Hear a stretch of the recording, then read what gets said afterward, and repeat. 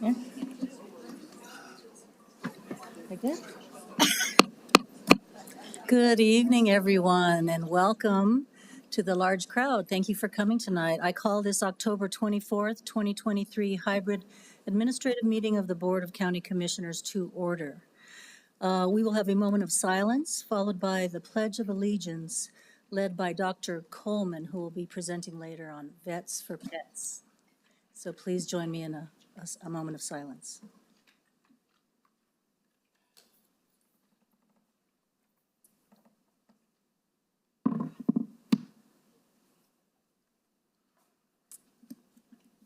Please stand, Dr. Coleman.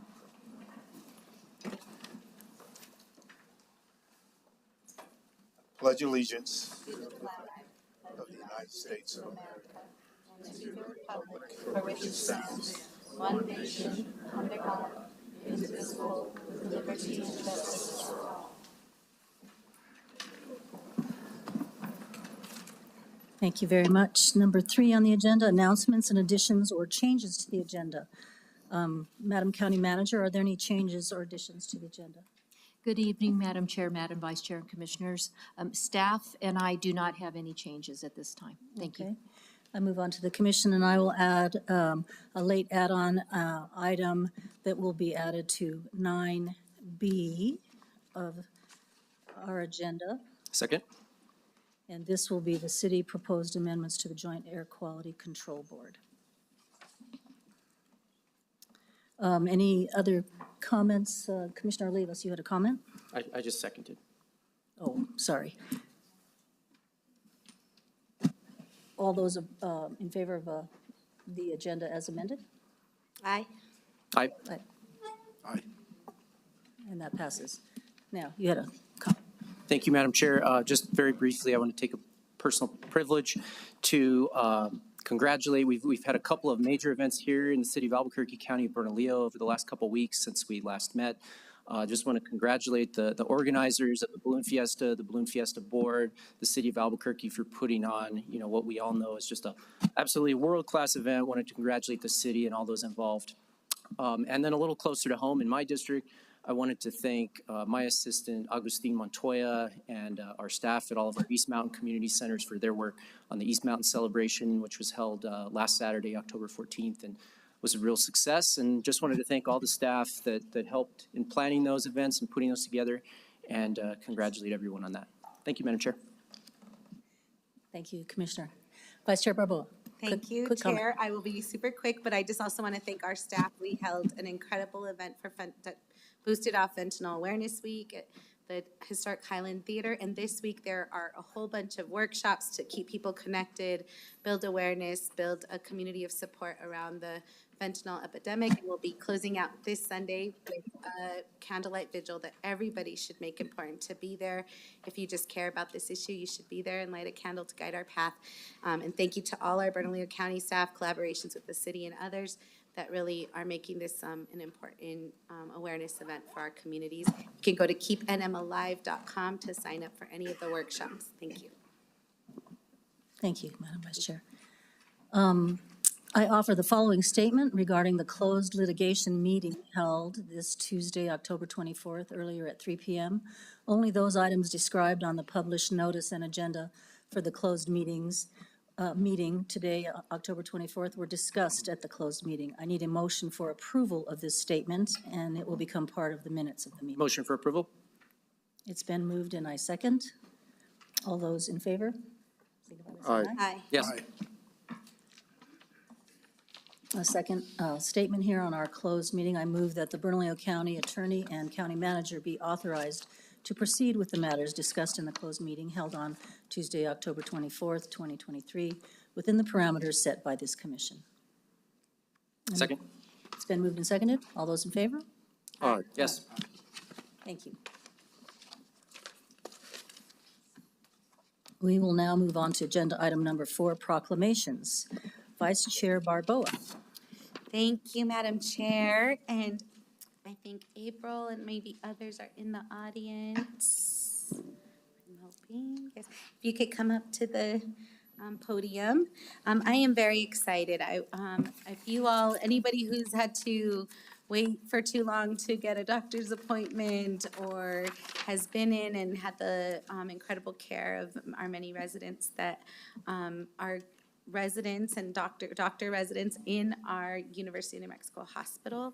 I know that for me, between having sick family members and myself, I have just always appreciated the care of our residents and the fact that we're a training center that is building residents that can hopefully stay and practice here in our much needed healthcare facilities. So I want to acknowledge tonight, and the whole entire Bernalillo County Commission agrees, that we do hereby acknowledge the University of New Mexico resident physicians, acknowledging many resident physicians and fellow work on average 80 hours a week to provide healthcare to patients from around the state in clinics and hospitals in Bernalillo County, and acknowledging resident physicians and fellows are a diverse group of medical doctors undergoing specialty training and are often the first doctor patients see in the hospital, and acknowledging resident physicians and fellows play a key role in educating patients and medical students.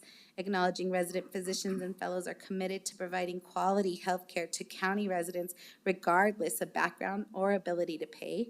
And acknowledging 719 resident physicians and fellows at UNM Hospital are crucial for staffing the state's only Level 1 trauma center and dedicated children's hospital. And acknowledging 1/3 of New Mexico's physicians' population is set to retire by 2030, and UNM Hospital residents and fellows are a key component to closing the physician healthcare gap. Now, therefore, be it resolved that the Bernalillo County Board of Commissioners does hereby proclaim October 24th, 2023 in recognition of University of New Mexico resident physicians, and we express our support for UNM resident physicians and fellows in their efforts to provide invaluable healthcare services to the citizens of Bernalillo County and beyond, as well as their efforts aimed at recruiting and retaining resident physician and fellows trainings at UNM Hospital. This includes negotiating compensation commensurate with their peer institutions in the Southwest. Done this 24th day of October, 2023, Bernalillo County, State of New Mexico. Thank you so much for being present. Thank you for, we're excited to present this, and please say a few words. Thank you, everybody. And my name is Dr. Alicia Berry, and I am one of the resident physicians at UNM Hospital. And on behalf of our union, the Committee of Interns and Residents, I'd like to extend our sincere appreciation to the board for your recognition of our value to both UNM Hospital, as well as the importance of retraining great physicians for New Mexico.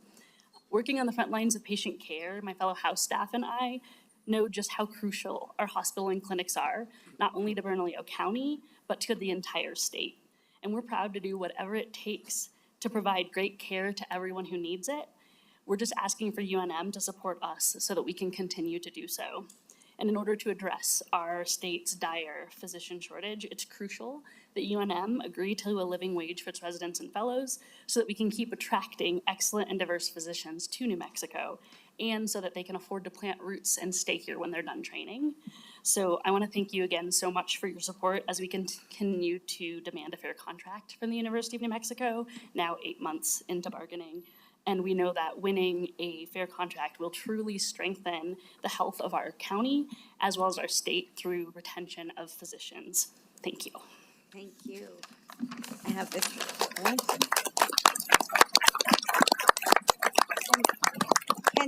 Can those others come up and take a picture with us real quick if you care to? No pressure. Yeah, get up there. Thank you for being here. Thank you for the work you do. For your work. Yes. Thank you all for your work. They are.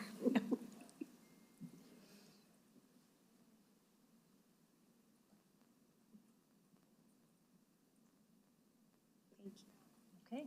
Thank you.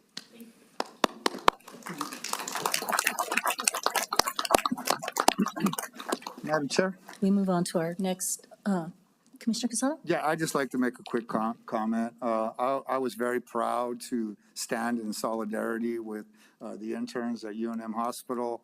As you all know, they can't strike because they're helping people. They don't walk away from their jobs.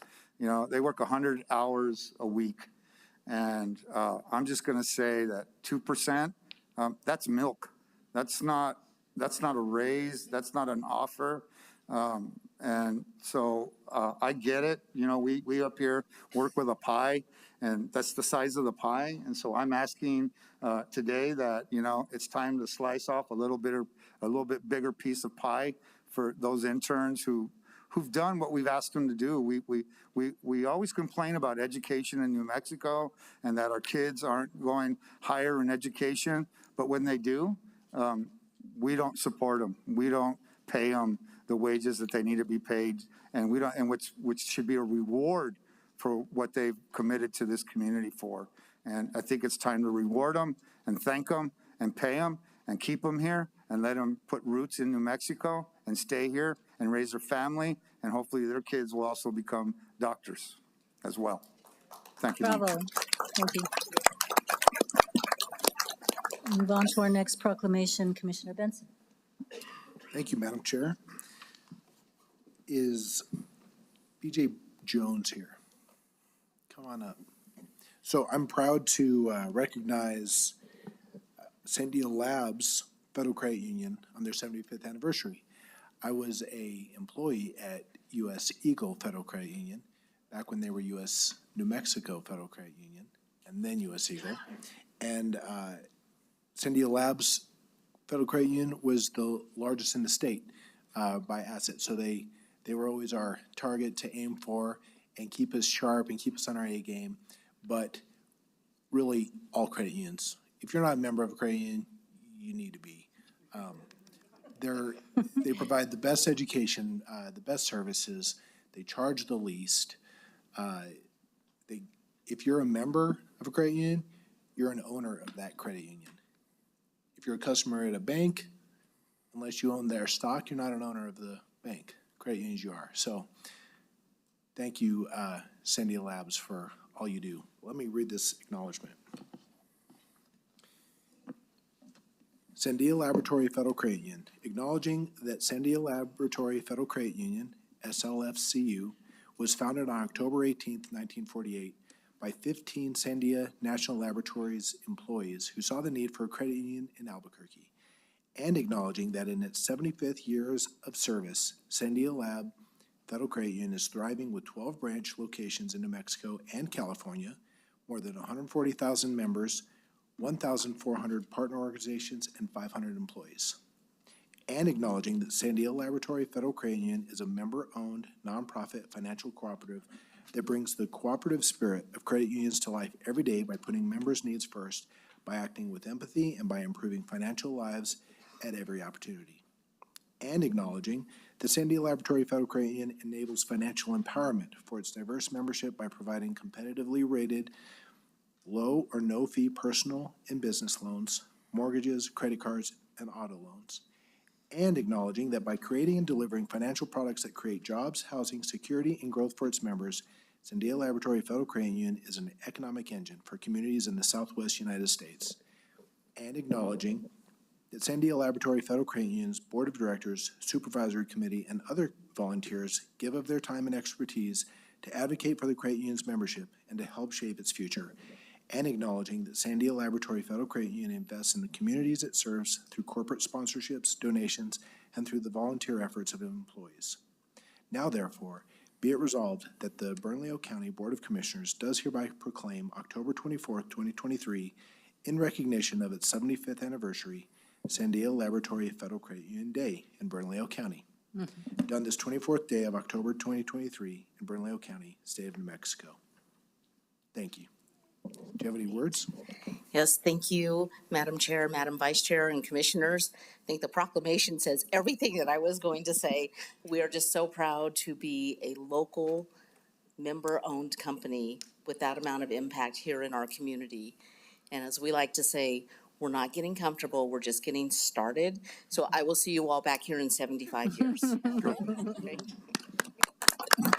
Thank you. Please come up.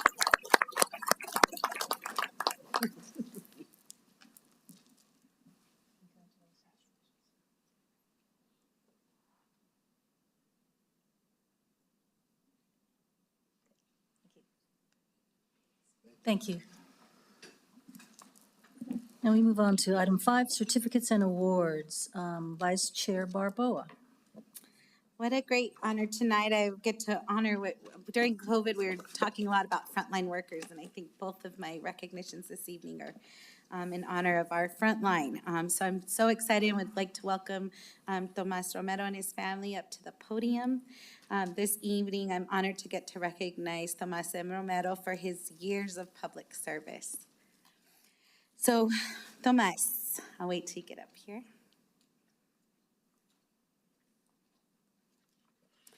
Mr. Tomas Romero and family, we are recognizing you this evening and present you with this certificate of recognition for your dedication in more than 26 years of service to the residents of Bernalillo County and 15 years of military service to our country. Tomas M. Romero is a lifelong resident of Bernalillo County and has provided excellent service as a security officer for the City of Albuquerque Department of Cultural Services and the Department of Municipal Development, providing safety to over 11 facilities and numerous countywide events throughout his career. Tomas Romero is a veteran, serving as a member of the Army Reserve's 387th Engineers for 15 years. Mr. Romero was deployed to Iraq in 2004 to 2006 in support of Operation Iraqi Freedom, and upon his return continued his service to the City of Albuquerque. During deployment, Tomas Romero worked with the City of Albuquerque to change the policy for deployed service members to continue to accrue vacation and sick leave. Additional recognition is in order as Tomas Romero served as president of ASME Local 1888 for 8 years from June 2014 through December 22, and was a member of the AFSCME Council 18 Executive Board for 2 years. During his tenure, he worked diligently for all security, transit, parking enforcement, and animal welfare officers, representing them in contract negotiations and labor disputes. He also worked to secure body armor and salary increases for all security officers. Tomas Romero is also committed to his family, married for 26 years to Brenda, and dedicated father to 2 daughters, Sarah and Leah, and compassionate grandfather to 2 granddaughters, Vitalia and Diola. Congratulations, Tomas and Romero, for your many years of service to our city, your country, and your fellow co-workers. We appreciate you and wish you all the best in the future. Thank you very much, Thank Vice you. Chair Barboa and the Chair, Barbara Baca, and all the commissioners. Thank you for your time tonight. I appreciate it. Thanks for the recognition. Thank you for your service. Thank you. Come on up.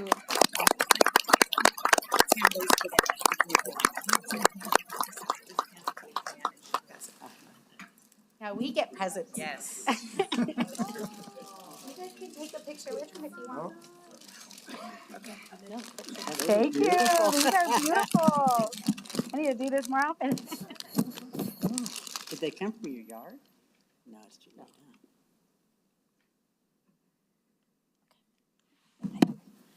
Two cameras.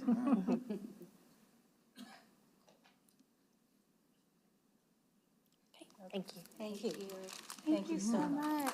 I'll share it with you.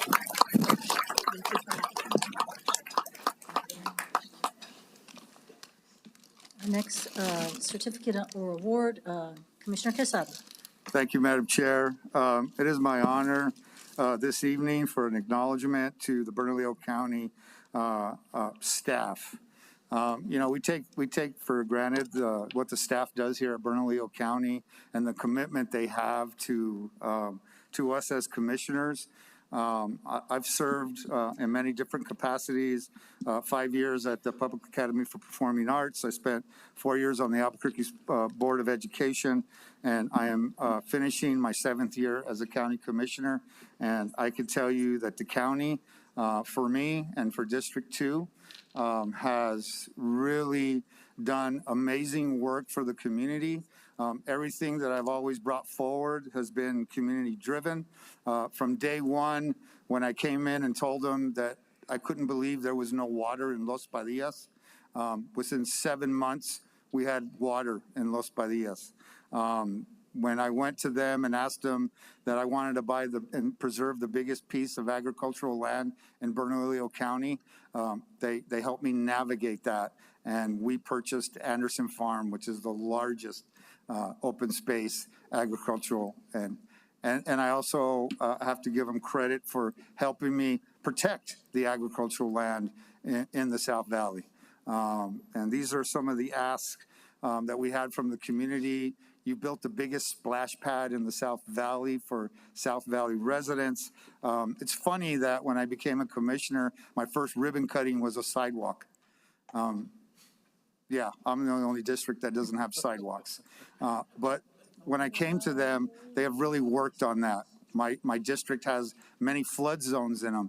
And so in the 7 years, this staff has helped me navigate those. You know, as you know, Isleta Boulevard is in the beginning of stages. Bridge Boulevard is in stage 2. You know, when I told them that we needed help with Coors, which was the most dangerous road in the state, they went out because we didn't have the funding, and this staff went out and wrote grants and got money, and that project's moving forward. So I'm only successful when staff does the job that they do. They make us all look good, and I just didn't want to go another day without thanking them. My staff, I want to welcome Joe, to my staff. Thank you, Joe, for agreeing to work with me. And Margarita, she moved on, but she's still working for the county, and they just stole her. And I'm just going to say you stole Margarita from us. But that's okay. You got a good employee that also is going to be dedicated like this staff. So I just wanted to thank you personally with those projects, that those don't go unnoticed, that the people of District 2 know that. Right, and what you do on a daily basis for Bernalillo County is appreciated tenfold. We really appreciate you. So this is my acknowledgement. So acknowledging that the mission of Bernalillo County is to be effective stewards of county resources and a partner in building a high quality of life for county residents, communities, and businesses. And acknowledging the 35 departments that serve Bernalillo County, which offer a variety of services, including public safety, finance, information technology, youth and senior services, park and recreation, animal care, housing, probate court, and many, many more. And each of the approximately 2,700 employees who work for the county in appointment, term, classification, non-classified union positions, including the blue collar, blue foreman, the International Association of Firefighters, white collar, the Bernalillo County Department Sheriff's Association, the American Federation of State, County, and Municipal Employees, Local 2449, Local 1536, and the Bernalillo County Court Duties Association. And acknowledging that many departments and divisions which make up of Bernalillo County and the employees in which who are dedicated to the health, well-being, and safety of those in Bernalillo County. And acknowledging Bernalillo County employees are dedicated to assisting those living with mental health, substance abuse, homelessness, and help find solutions to ensure these individuals have access to treatment and housing. And acknowledging the county employees who work tirelessly on criminal justice reform to enhance public safety, reduce crime, ensure justice for crime victims and those accused of crimes. Now, therefore, be resolved that the Bernalillo County Board of Commissioners congratulates all the hardworking staff dedicated to serving the residents and communities and businesses of Bernalillo County, done this 24th day, October 2023, in Bernalillo County, the state of New Mexico, presented this day, October 24th, 2023. You guys rock. Thank you so much. Madam Chair. Madam Chair. Madam Chair. Madam Chair. We can't afford a real certificate for you guys, so I printed one on my You printer. can duplicate it and This give is not everybody all of them, one. I know. Come on up and get a picture. Commissioner Benson had a, Yeah, I'll wait till after the photo. okay. I don't know, you're gonna get the wide lens. All right, 1, 2.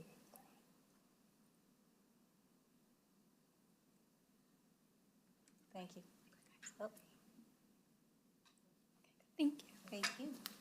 Thank you all very much. Appreciate you. Commissioner Benson. Thank you, Madam Chair. And the county staff that are making their way back to their seats, go ahead and sit down, but just know that I also think very fondly of you. I actually live in the unincorporated portion of the county. My kids play in the county parks. We drive the county streets. When we have an emergency, we call 911, the Bernalillo County Fire Department shows up, or the Sheriff Department. The Sheriff's Department and the Fire Department also work with the pueblos on the outskirts of Bernalillo County. Then we also have MDC, which serves not just the county, but the entire city and the county, and actually the region. Is just so far encompassing. Also, I want to thank the staff that's behind this bench. All of you are the same way. County Manager, Kim Martinez, anytime we need help, we can't do our job without the people behind this desk. So thank you, Commissioner Quesada, for that recognition. And thank you, everybody. And I don't mean to leave anybody's name out. Everybody sitting behind here. Shirley Reagan, one of the best CFOs I've ever seen. Angela, also. Julie. Everybody. So thank you so much. Thank you. Thank you all. Thanks. So now we are at item 6, public comment and communications. But before we hear public comment, we will hear a brief, 5-minute or so communications from very important Vets for Pets. Vice Chair Barboa. Thank you, Madam Chair. Excited to ask Dr. Coleman to come give us a quick presentation about this incredible program that he's running that speaks to the needs of our communities and brings solutions. Thank you, Dr. Coleman. Thank you. I have a second to get.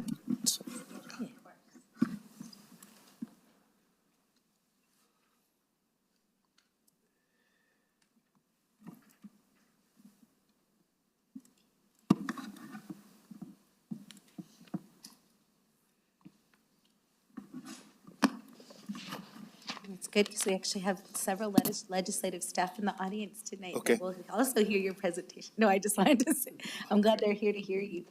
Well, Do you need I don't support? believe my presentation is going to project. Julie, is there something there we go. I think we just need to talk to the right person. Did you queue it up on the laptop? I can pull it up on the laptop.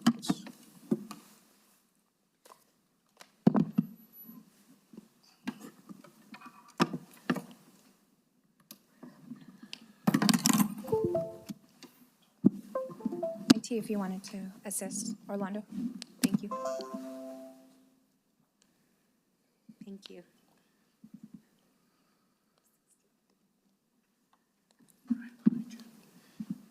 Just need to log into Prezi.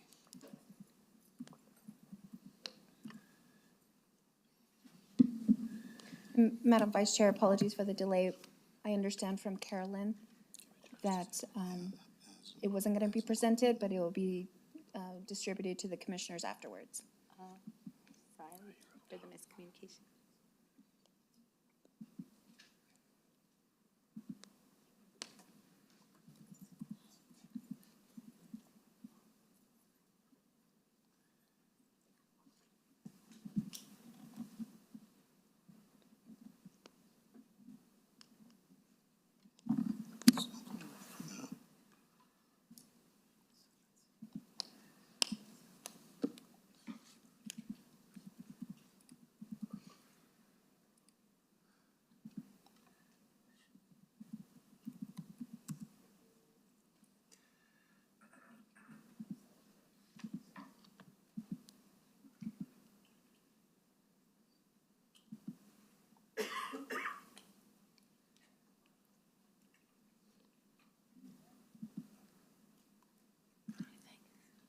Do you think you have it there?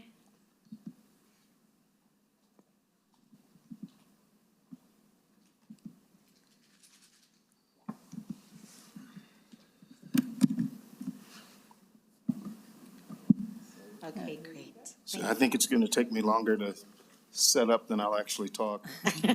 Well, thank you. Thank you, staff. Madam Chair, Madam Vice Chair, Commissioners, thank you for this opportunity to give you a very brief presentation on two programs that we are very proud of that are designed to help veterans, the serious issues that we have with homelessness with veterans.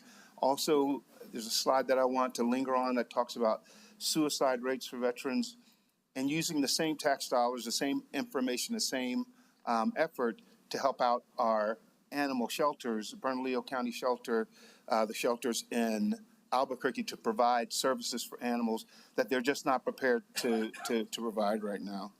I want to start with my dear friend DeWitt Bolden, who we lost during COVID. And DeWitt was a master groomer. I inherited his shop, so to speak, and I did not want to own a grooming shop. It's the last thing that I wanted. But as a business person, I went out to the shelters to try to drum up money, and I went to the West Side Shelter. And while I was there, it occurred to me that the West Side Shelter doesn't even have a tub, let alone the ability to bathe dogs, say, before they're spayed or neutered, and they have to have another 6 to 8 weeks before they can be bathed after their surgery. So animals are coming into our facilities, and it's not because of the people at the facilities. They are wonderful people, great people who enjoy their work, work hard to try to care for these animals, but at the end of the day, they simply don't have the resources that they need to take care of the animals in the system. You received a packet, or at least you should have an email that has this presentation in it. So I won't go through all of those, all of the slides. I want to focus on these two issues. And I don't like it when people read slides to me, so I'll let folk kind of mull over that. But I would draw your attention to that number in that lower paragraph of 10,018 dogs that were euthanized in Albuquerque, well, in New Mexico. 5,000 of those were dogs. So what we are doing is doing our best to help our shelters save as many of these animals as possible, but also using that as an opportunity to give psychological, social help to our veterans and the like. So we built a job training program that will allow us to address some of these issues. We know that if veterans have gainful employment, if they're not underemployed, the chances of their committing suicide are significantly lower. So being underemployment, housing insecurity, and substance abuse are key factors in veteran suicide. Our program would address all three of those issues. Here's some other statistics that I hope you'll take some time in when you can to have a look at. Just some statistics about our veterans. Here is some really stunning information about our shelter system and our abilities to support animals. Again, this information is in your packet. We purchased a center, and what we're asking for is to be able to come back to this commission in some way, shape, or form and talk about the training center that we've built in the name of DeWitt Bolden, where these two programs will be housed.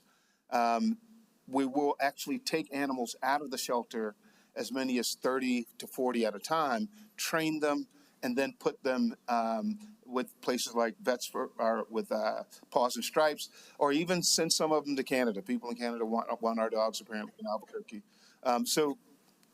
There's much more to this presentation.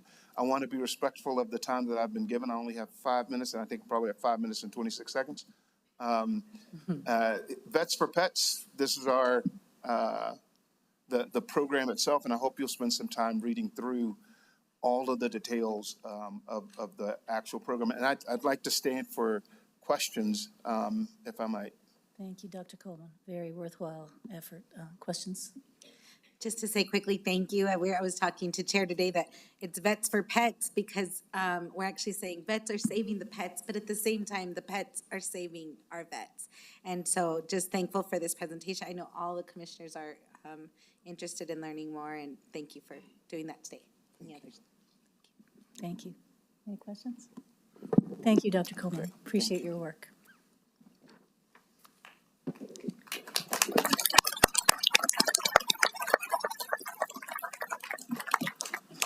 And now we move on to public comment, and as you can see, we have a large gathering here today.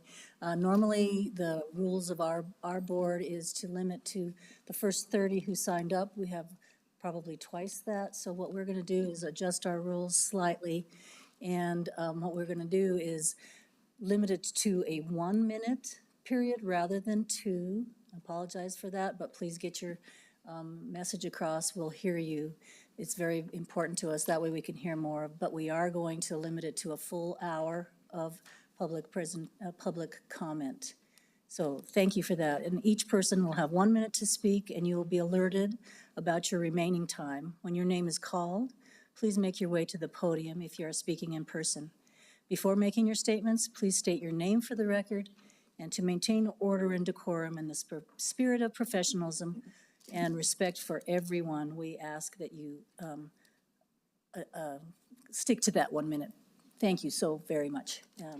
And I know we have at least 3 legislators in the group, and we're going to jump them to the front. We thank you all for coming. Senator Michael Padilla, Senator Mo Maestas, and Representative Art de la Cruz. Let's start in that order, if you don't mind. Thanks.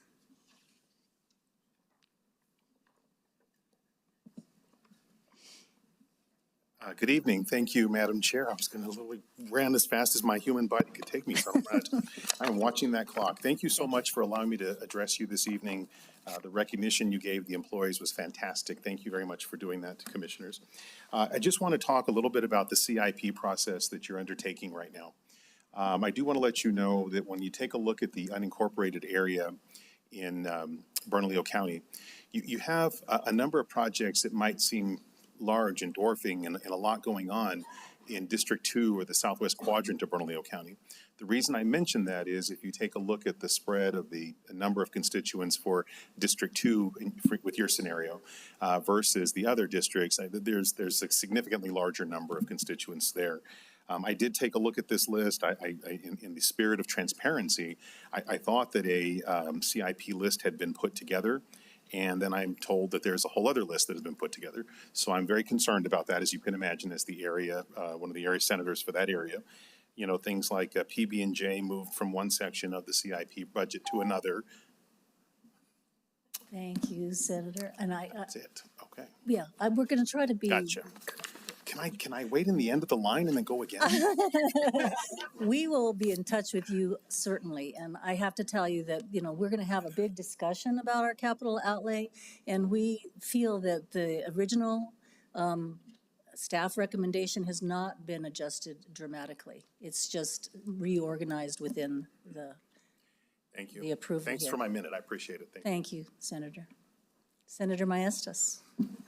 Thank you, Madam Chair. I'm just trying to speed things up, and I wanted to piggyback on Senator Padilla, but I wanted to hear what he had to say because he knows more about the particulars. But as you know, Madam Chair, I am the senator for District 26, which extends into the South Valley. So I represent unincorporated areas for the first time. The unincorporated South Valley, I believe, is the largest population center in the country that is unincorporated. Granted, in the 50s and 60s, it should have been part of the city. We know how that would have changed the demographics of this city and the politics of this city, and it didn't happen.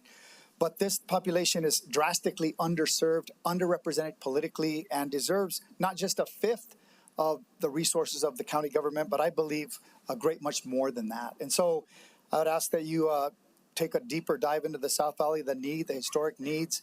It's been redlined and aced out for decades, and we wouldn't want you guys to perpetuate that institutional racism with bad decisions. Thank you. Thank you, Senator. Thank you, Madam Chair.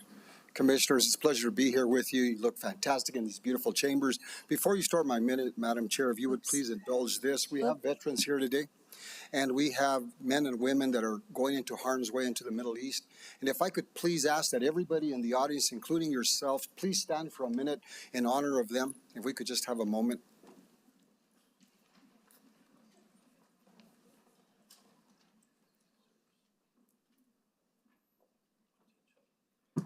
Thank you, Madam Chair. Incidentally, I'm here to talk about ICIP as well. I'm talking as fast as I can because I know what a short time we have, but I do support the Richard Rocco Bust Memorial move to Angel Fire. Right now, I am on Veterans Affairs at the state, and it's going to be just fantastic. Related to ICIP, it's a symbiotic relationship. The way we all work, we have to work together. So we have things that we visit with our constituents about, and they tell us what they need, which, by the way, for me, it's roads, roads, and roads. And if you look at what I've done with my capital funds each year, it's the lion's share goes to roads. And it's because of that need. I'm knocking on doors all the time when I run. I just run for the fun of it sometimes. I don't even have to. Just kidding. I hear it all the time. ICIP is really important. I ask that you please work with us. And lastly, for each of you as commissioners, trust me when I tell you this as a former commissioner, it's important that you participate with your lobbyists in Santa Fe. They are only as good as you're involved. If you think you're going to send your lobbyist up to Santa Fe and they're just going to do miracles for you, it's not going to happen. And you can ask Commissioner Barboa because she's up there all the time. Thank you, Madam Chair. Thank you, Representative De La Cruz. Julianne, would you please call the next three names? And as is your call, please come to the front or come up to be in the queue. Starting off with Mr. Don Schrader, followed by Ani Hanna, followed by Santiago Maestas.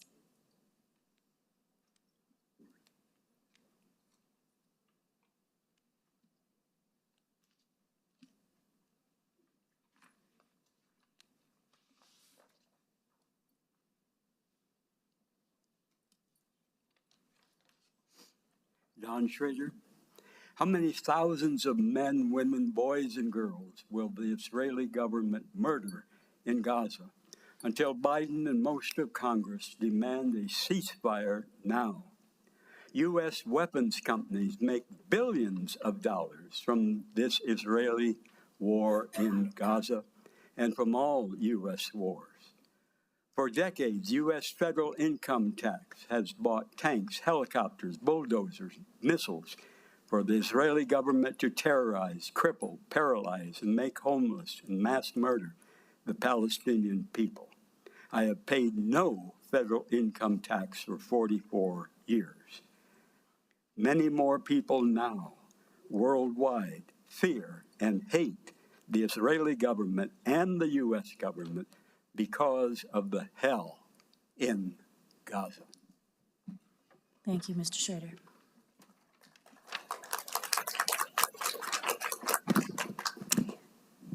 Good evening, Bernalillo County Commissioners. My name is Ani Hanna, and I live in District 4. And I have 4 kids, so I watch my bills very closely. And this is my gas bill.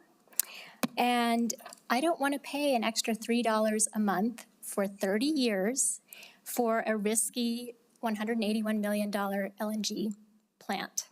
And there's no guarantee that the LNG plant will protect New Mexicans from future gas price spikes. So $3 a month for 30 years, that's $1,080 for every New Mexican customer.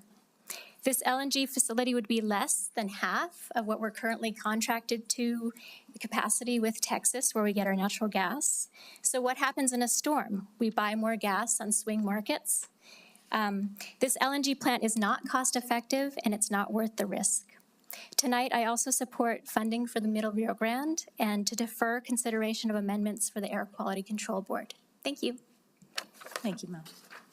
Santiago Maestas, followed by Nicole Maestas-Alanovich, followed by Steffi Weisberg. Santiago Maestas, glad to see all of you commissioners this evening. I'd like to, water is vida, and I'd like to support the efforts to budget amendment for $200,000 for the Middle Rio Grande Water Planning Act. It's imperative that collaboration between the Middle Rio Grande Conservancy District and the Albuquerque-Bernalillo County Water Authority be conducted.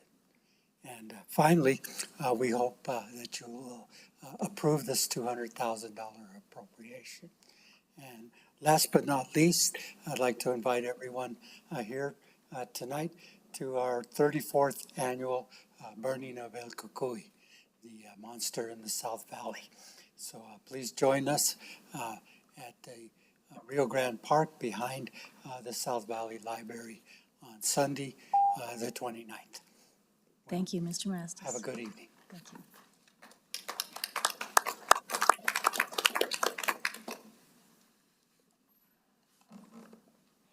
Chairwoman and members of the commission. My name is Nicole Maestas Olanovich. I'm a disabled veteran in Representative De La Cruz's district, a mother to a 1-year-old, and a resident and homeowner on the West Mesa. I find myself standing before you again, begging you to put up safeguards to stop New Mexico from becoming a sacrifice zone during this devastating climate catastrophe we find ourselves in. I'm asking for you to oppose the liquefied natural gas plant. We have a choice during this window of opportunity to invest in projects that will advance a renewable future or continue to lock ourselves into long-term, unsustainable fossil fuel investments that are falling squarely on the backs of low-income folks like myself. I ask you to safeguard our people in terms of rate hikes, cumulative impacts, public health, but also protect us from the potential mass explosion and fragmentation possibility a center like this brings. Help keep my familial homeland habitable for my daughter and her future. Please oppose the liquefied natural gas plant. Thank you. Thank you, ma'am.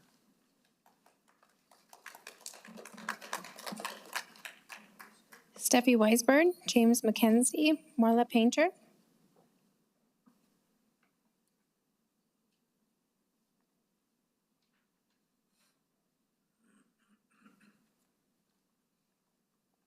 Good evening, Commissioners. My name is Jim McKenzie. I live up by the university in Bernalillo County, and I'm here tonight to speak in favor of our chairwoman's motion here to oppose the LNG facility in Rio Rancho. I'm represented as an intervener, and so I've been following this very closely with our help of our utility attorneys. And I want to tell you that the gas company is half-baked on this. So the gas company is assuming that the demand for natural gas is going to continue on like it is now. That's wildly optimistic. We know that the Inflation Reduction Act, the federal legislation, has important and major subsidies for transitioning to heat pump technology in residents and businesses, and this is just getting going. And this is going to have a big impact on gas demand, and if we spend $200 million on this plant, there's a big danger that that's going to be a stranded asset in the future, because it's going to take 30 years on the rate base to pay for that, and the gas demand is not going to last that long. So thank you very much for your attention. Thank you. Marla Painter, followed by Ramona Goolsby.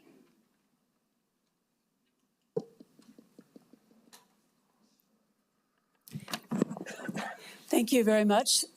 My name is Marla Painter. I live in the Mountain View neighborhood of the Valley, and I'm here to oppose the LNG plant, but also most primarily to oppose Councilman Lewis's crazy attempt to usurp your sovereign powers. We urge you to adopt this resolution you're going to put forward tonight, not only protect the legal consideration of the proposed regulation that the Mountain View Coalition has been promoting to maintain to create some equity for us in the Mountain View neighborhood and other neighborhoods in the Valley that are overburdened with concentrated legal pollution. We want to make it easier for people to challenge when those things happen. And if Lewis's law passes, your rights will be taken away, our rights will be taken away, and it's illegal. So I appreciate your consideration. Thank you. Thank you, Ms. Painter.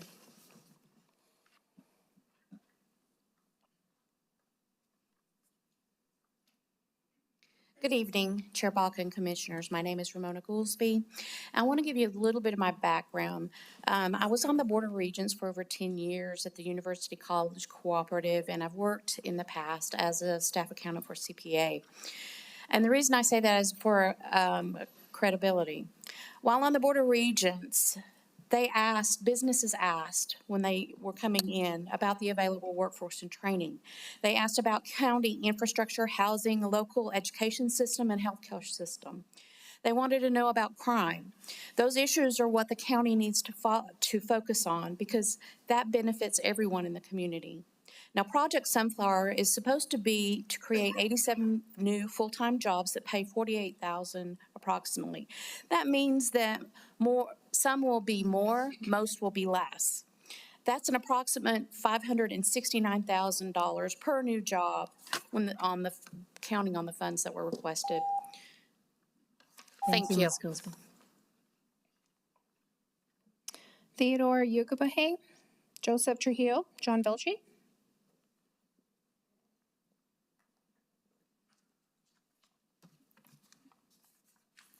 Madam Chair, County Commissioners, my name is Theodore Igbuhai. I am a proud union firefighter and Vice President of IFF Local 244. As such, my foremost duty is ensuring the safety of my fellow brothers and sisters.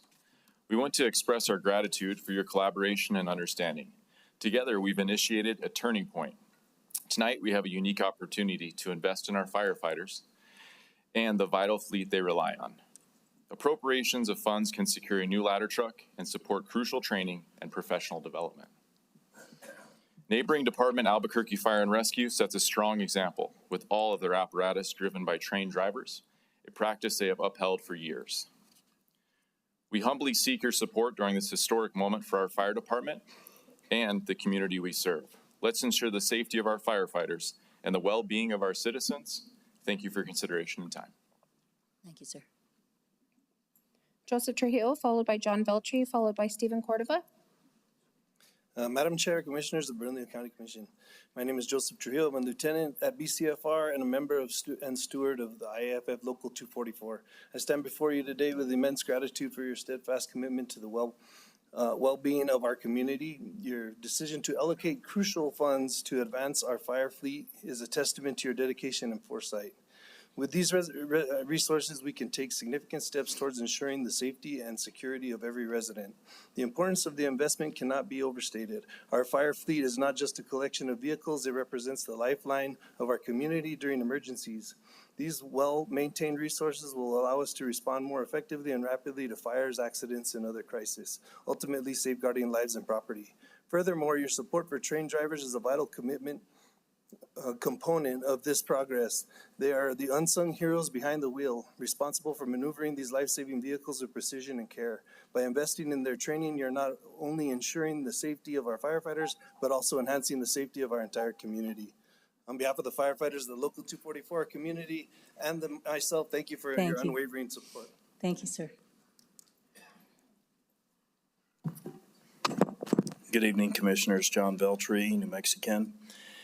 Without secure borders, the United States is no longer a sovereign nation. I'm talking about citizenship and borders. The federal government has failed to fulfill its obligation to protect the United States from invasion mandated by Article 4, Section 4 of the U.S. Constitution.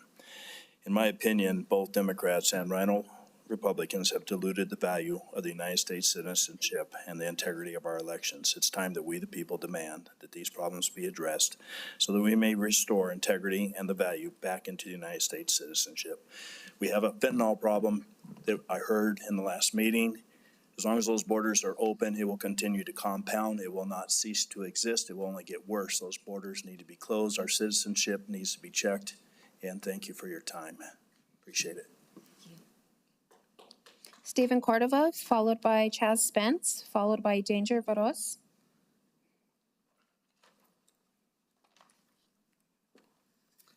Madam Chair, Commissioners, my name is Stephen Cordova, and I'm a IFF Local 244 Executive Board member. Union leadership should always have safety as a top priority to ensure that our firefighters have the ability to operate safely and efficiently with the resources provided by the stewards of the constituents. It takes time to develop safe procedures and training for any position and to prove the need. In 2009, BCFD took time to develop the engineer rank with all that in mind. Management and the union agreed that anyone operating a multi-million-dollar apparatus needed to meet minimum standards for the safety of crews and the public. Since then, the position of engineer is a promoted position. BCFD is now doubled in call volume since 2009, and our department is conducting frequent medical transports as we've obtained a medical transport license. Thank you. Thank you, sir. Thank you. Chaz Spence, followed by Danger Varos, followed by Mike Neese, followed by Stephen Proctor.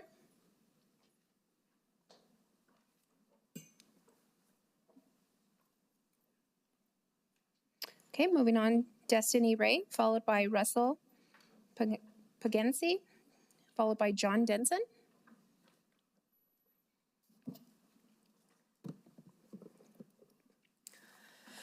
Good evening, esteemed commission members. My name is Destiny Ray, and I proudly represent Yucca Youth United for Climate Crisis Action.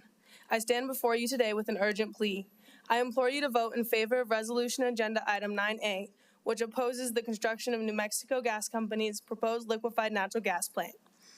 The consideration of the proposal makes me feel as though my life, my family's lives, and our health are less important than the financial gain of the oil and gas industry. Ultimately, our collective objective should be safeguarding the well-being of our citizens rather than solely pursuing financial gains from the oil and gas industry at the expense of all of our lives and futures. My little sister lives with her mom within a 10-mile radius of the proposed LNG site. She has a migraine condition along with asthma, and the harmful chemicals that are released into the air from the LNG plant are known to lead to headaches, coughing, dizziness, and other respiratory illnesses. I don't want to have to get a call that my sister is in the hospital because her conditions are exacerbated by the chemical exposure. She has lived there her whole life and not be forced to move. Thank you. Thank you. Appreciate you. I'm Danger Varos. I wasn't sure where I was supposed to stand. Just your name for the record so that we. My name is Danger Varos. I am a concerned Bernalillo County resident. I oppose LNG, the new liquefied natural gas plant, and let me tell you why.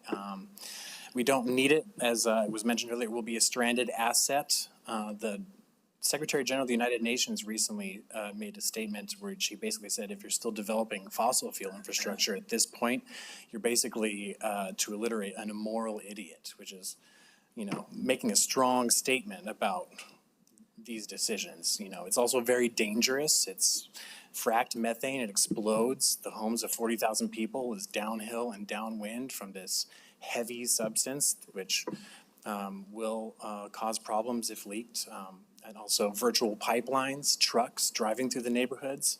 Their application says the area is basically uninhabited, and that is absolutely not true. So please vote to oppose this LNG plant. Thank you.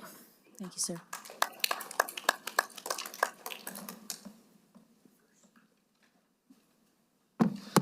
Madam Chairman and Commissioners, my name is Stephen Proctor. I'm a local 4-4 employee and engineer for the Bernalillo County Fire Department. We were just coming here to talk to you guys about how useful this driver position would be to our department. Having hired trained drivers would help our community and our fleet. These positions would eliminate some of the problems we're having with our fleet currently. Our fleet is not in the place our community and department deserves with like that. We'd like to be a part of the solution by creating this new rescue drivers. So we'd have trained drivers on all of our apparatus. This position is vital to our department and the citizens of Bernalillo County. It'll help us out in countless ways. In our work environment, we'll have safer drivers, like my other local 244 member said. We're transporting patients constantly now with the call volume, so we'll have higher trained individuals in these places. As a local 244 member, we would like to thank you. Thank you. Thank you, sir. Thank you all for being such good sports, letting everyone speak. Good evening. My name is Russ Pogensy. I live in Northwest Albuquerque. Of the 170 LNG storage facilities in the United States, less than 5% are near a large city. There's a reason for that. The reason is the potential for catastrophe. It's unlikely, but if it happens, it'll be a real disaster. I've read the 659-page proposal to PRC. It is seriously flawed. There are many, many mistakes in that. New Mexico Gas has no experience in designing, building, operating, keeping it safe. The regulations regarding LNG storage facilities are 40 years old, and they're currently under review. So net, I would say we're in a very bad position if they go ahead with this. Thank you. Thank you, sir. Okay, if I've already called your name, please make your way to the podium. Chad Spence, Mike Neese, John Denson, Gerald Wassine. Good evening. My name is John Denson. I'm a lieutenant with Fire and Rescue, Local 244 member. Thank you for hearing our comments. I'm speaking in support and gratitude of the funds for the increased training for apparatus operators through the appropriations of the general fund. I want to start with this question. What do our county residents expect when they call 911? They expect a quick response. They expect us to be prepared. They expect a safe and expedited transport. How do we meet these expectations? Through training, making these funds appropriate and necessary.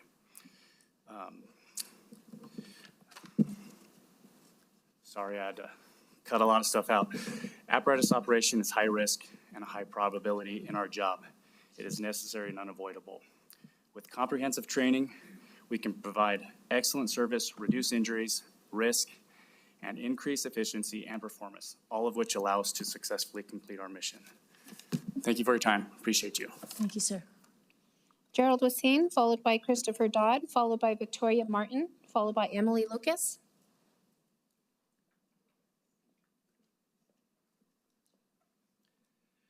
Madam Chair, Commissioners, my name is Gerald Wassine. I'm a Vice President at New Mexico Gas Company, and I appreciate the opportunity to provide some information on our proposed LNG facility.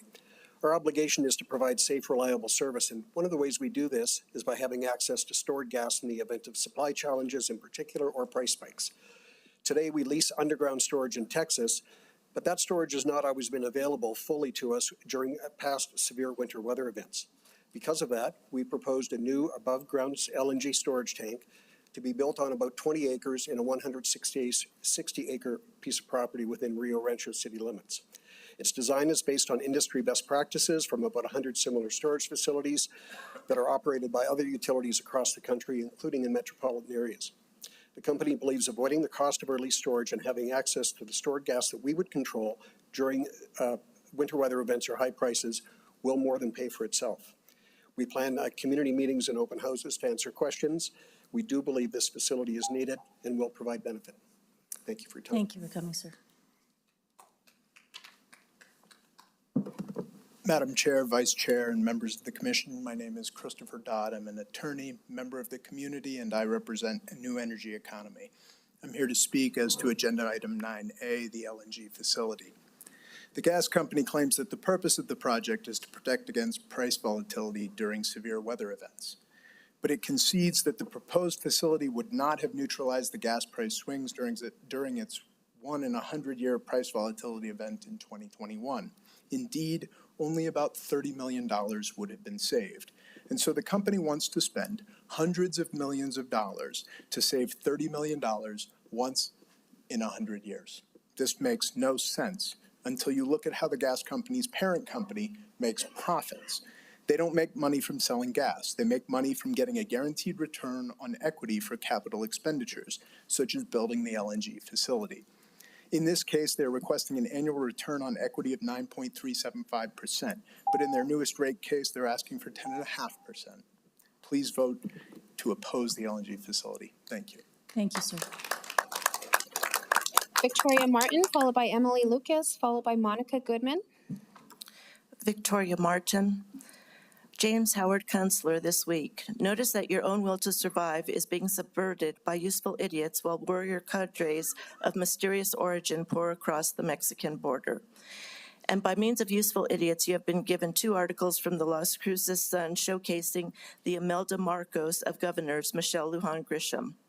Enter Human Services Department Nicole Como, Director of New Mexico's Medicaid program. Nicole sounds like a virtual wolf of Wall Street. On the Human Services Department website, she states, the $1.26 billion general fund investment in Medicaid brings $6.123 billion federal dollars to New Mexico. This is an excellent return. Nicole is telling us poverty is a great investment in our state. And Carrie Armijo, Deputy Secretary, chimes in with the technology investments in infrastructure, delivered new capabilities and services to more than 1 million customers. Thank you, ma'am.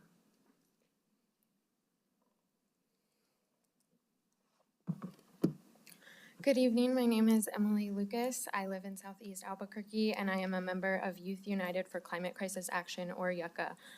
I am here to urge you to vote yes on Resolution Agenda Item 9A, which opposes New Mexico Gas Company's proposed LNG plant. This proposed facility would be within 4 miles of Volcano Vista High School, where my siblings graduated, and very close to the neighborhood I used to live in. There would be numerous safety risks, health concerns, and financial costs placed on New Mexicans, which we don't need or want. In a time of climate crisis, it is unthinkable to fund more fossil fuel infrastructure. As a young person, I urge you to invest in renewables, seriously address climate change, and make our community more resilient. Additionally, I urge you to vote yes on the motion requesting the City Council to defer consideration of the proposed Joint Air Quality Control Board ordinance amendments. A yes vote would help protect public safety and our environment. Thank you for your time. Thank you. Monica Goodman, followed by Guadalupe Arianes, followed by Jana Perez. Hello, my name is Dr. Monica Goodman. I'm here to thank the board for issuing the proclamation in support of resident physicians at UNM Hospital. We work 60 to 80 or more hours a week, so the hospital cannot run without us, and we don't get paid overtime. So when we work 80 or more hours in a week, our take-home pay is just above minimum wage. Unfortunately, UNM takes our hard work for granted. Even though the New Mexico legislature budgeted for at least a 5% raise for all UNM employees, UNM is only offering us 2%. This does not even cover the cost of inflation. We already have a horrible resident retention rate. UNM's own report states that only 1 out of 4 resident physicians continue to practice in New Mexico. If UNM continues to take resident physicians for granted, the people of New Mexico will pay the price, as physicians who do not have family in New Mexico, and even some who do, will flock to other states where they are valued for their hard work. Thank you. Thank you.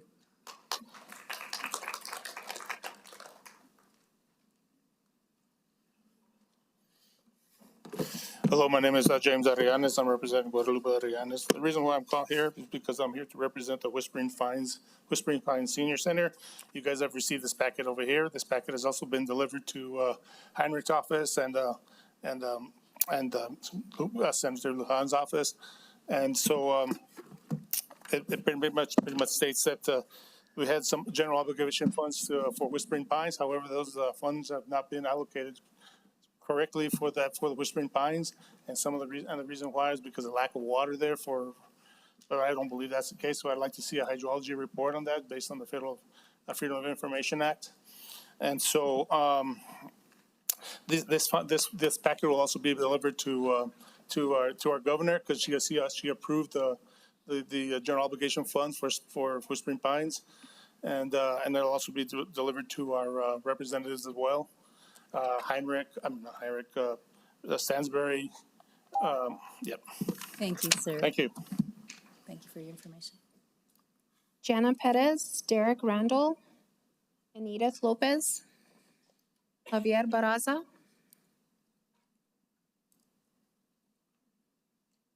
Moving on to Norm Gom, followed by Marcia Fernandez, followed by Carl Peterson.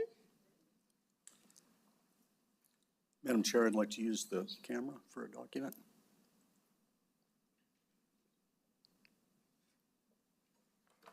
Madam Chair, Commissioners, my name is Norm Gom.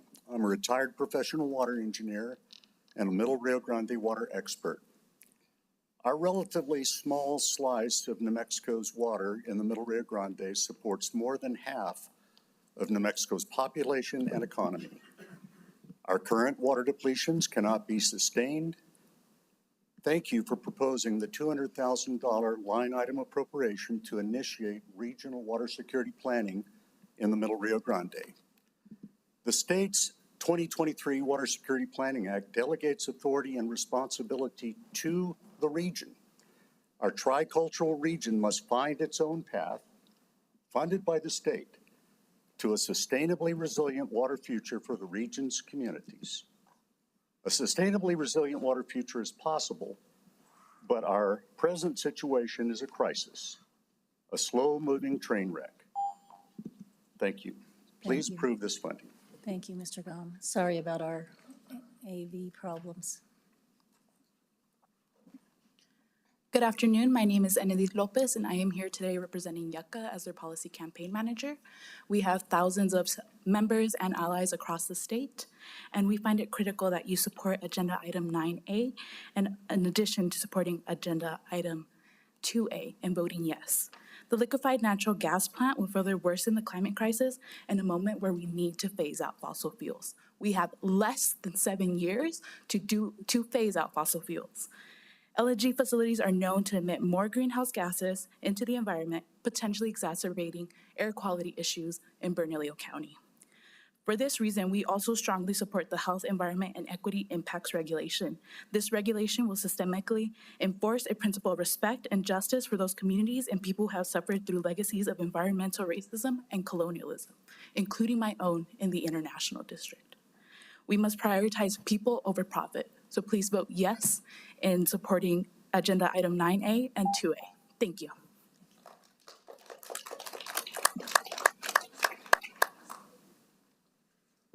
Moving on to Carl Peterson, Miguel Titman, Rupali Gautam, Elaine Hebard.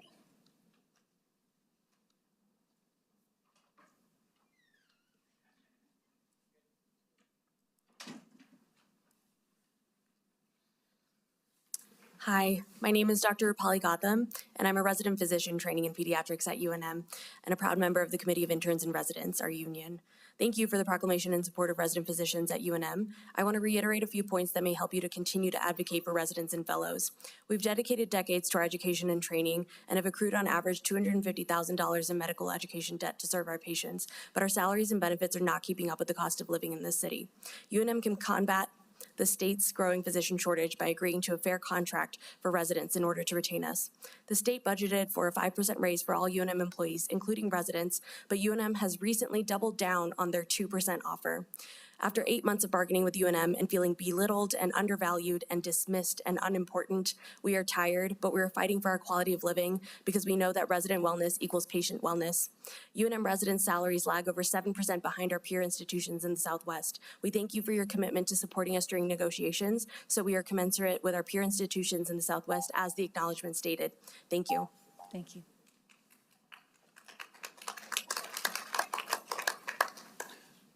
Madam Chair, Madam Vice Chair, and Commissioners, my name is Miguel Titman. I'm the President of IFF Local 244, representing the professional firefighters that serve Bernalillo County and Albuquerque through automatic aid agreements. The implications this appropriations resolution has on public safety is immediate and profound. Bernalillo County Fire Rescue depends on this chamber to ensure that our advancement and progression is keeping up with national and regional trends, ensuring the highest quality of service delivery possible to the citizens of Bernalillo County. It's important that we have the ability to evaluate our emergency service delivery so that we can adapt, modify, and ultimately change in the name of improvement. Improvements to the end product that the citizens of this county deserve. Who better to do that than the ones on the front lines every day? Our rank and file firefighters, selflessly serving Burnco, risking life and limb. Our county's bravest know firsthand what some of our deficiencies are, as well as solutions to those deficiencies. This department has impressively progressed in its short history under the guidance and strong leadership, intention, labor relations, and advancement of fire-based emergency services that we deliver. It takes all of us to continue this advancement, and we thank you for your support and urge your support with tonight's resolution. Thank you. Thank you. Elaine Hebard, Nell Bruce, Joe Sackett. Good evening. My name is Elaine Hebard. Many of you are familiar because with me, I tend to show up only at the Utility Water Authority meetings. Tonight, I would like to address items 9E and 9B. It's been hot and dry again this year. For the past 2 years, irrigators have not had sufficient water to irrigate their lands despite owning water rights for over 150 years, many of them. The river hasn't been flowing all the time, and the silvery minnow has been dying. Climate change has resulted in reduced river flows, and it's going to continue. Every time we resort to groundwater pumping, which we do when it gets hot, that adds more to river depletions. So a regional water budget done in 1997 showed that we were using too much water than we were allowed it, appropriated to. Well, we did a lot of conservation, but we've added new users and uses. So we need to do another water budget, and we need to upgrade the plan. Please look at the plan and provide the $200,000 in. Thank you, Ms. Hubbard. Thank you. Appreciate it. Nell Bruce, Joe Sackett, Frederick Benkin. Madam Chair, Commissioners, my name is Joe Sackett. I live in Albuquerque's downtown neighborhoods. I'm here to talk about air pollution. We all know that there are certain regions in Bernalillo County where the air quality is bad and it's getting worse. The Air Quality Board has done and is doing good work. I think we can see the evidence of that in the fact that Councilor Lewis, in this case, carrying the water of the industrial interests, wants to see the end of the board. And I'm here to support your resolution to put an end to that. It's not appropriate. I'm also here to encourage you to support the resolution against the LNG plant. Natural gas is methane. Methane's a pollutant. Thank you, sir.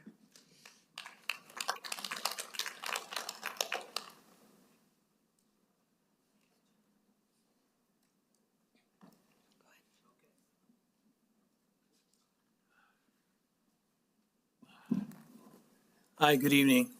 My name's Fred Benkin. I live here in Bernalillo County, and thank you all for being very good listeners. I'm watching you during the meeting. It actually makes me glad to live here in Bernalillo County. But I have some things I got to go through here. And there was a letter that I worked with my attorney. His name is Andrew Morrow. And we've been looking at the election integrity here in New Mexico. And there are two lawsuits that are been filed on the issue of the election machines. And after careful consideration looking at this, the machines are not certified as they should be under federal and state law. And so this creates quite a problem, as you may all know. So perhaps an emergency resolution to do hand counting in the next election would be the right thing to do, because we cannot guarantee the validity of the vote. Thank you, sir. Augusta Farley, followed by Dr. Gerardo Cionello, followed by Diane Reese.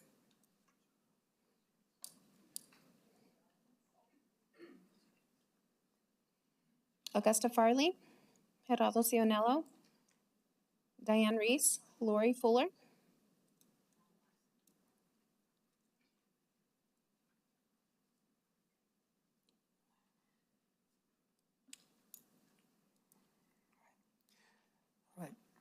Good evening, County Commissioners. My name is Dr. Gerardo Cionello, and tonight I'd like to talk about election transparency. Elections with integrity must be conducted with the highest level of transparency. We, the people, must be able to understand and observe every step in a process in order to have confidence in our elections. We must eliminate every conceivable means by which election fraud and voter fraud can be committed by nefarious actors that will do so if they're able. We must put sufficient barriers in place that we keep honest people honest, and we must have severe penalties for those who violate the most sacred civil institution that a society can have. With that said,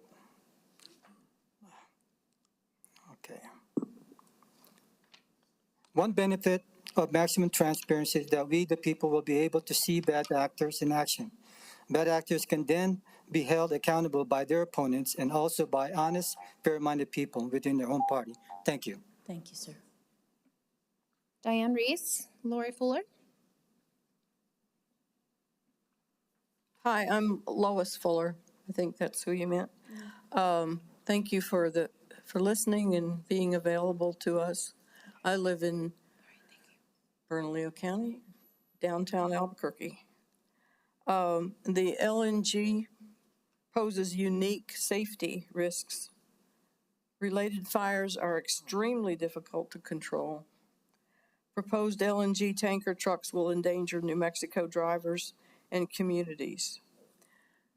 Also, according to a 2022 report from the American Lung Association, Bernalillo County has 63,480 residents with asthma, 32,622 with COPD, 250 with lung cancer, 42,466 with heart disease, 147,370 children under 18, etc.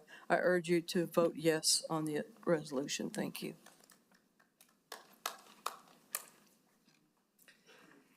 Good evening, Commissioners. Thank you for your service. I'm Diane Reese. I live down in the South Valley of Albuquerque in Commissioner Quesada's district. I'd like to talk to you about a number of items. I am also chair of the central group of the Sierra Club, and so I'm here representing our approximately 4,000 members.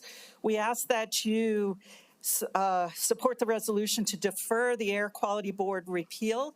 You guys have appointed 3 of those 7 members. I do not understand how the city thinks it can independently take away your authority and your power. Living in the South Valley, I see the good work those volunteers are doing.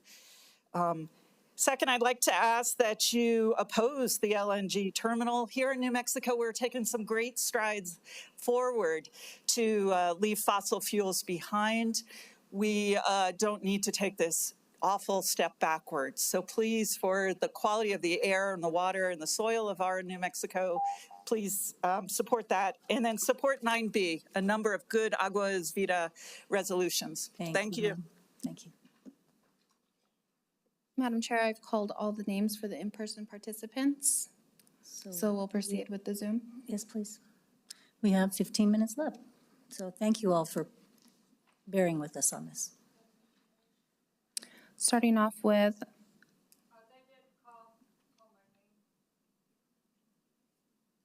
and your name, ma'am? I will defer to the chair. I don't have her on the list. Coming up, you have a minute, Ms. Garcia.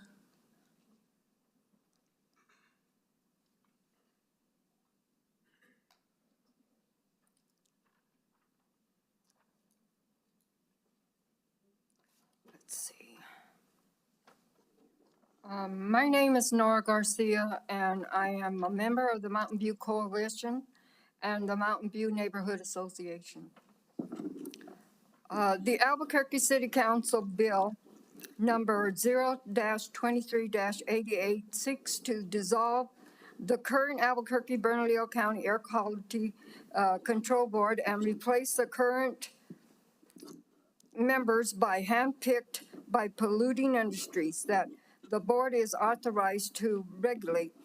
The bill could also significantly restrict the board's future ability to protect public health, the environment, and property for allowing the city council, none of whose members have expertise in air quality management or public health, to veto board decisions. County Bill number R-23-176 would prohibit the board from taking any actions to protect Albuquerque Bernalillo County residents' quality of life. Thank you, Ms. Garcia. Thank you so much for coming. Now we'll move on to the Zoom. Alejandria Lyons, followed by Michael Swearingen, followed by Kenio Memmer. Hello, can you all hear me? Yes. Thank you, County Commission. My name is Alejandria Lyons. I'm the coordinator for New Mexico No Fault Solutions.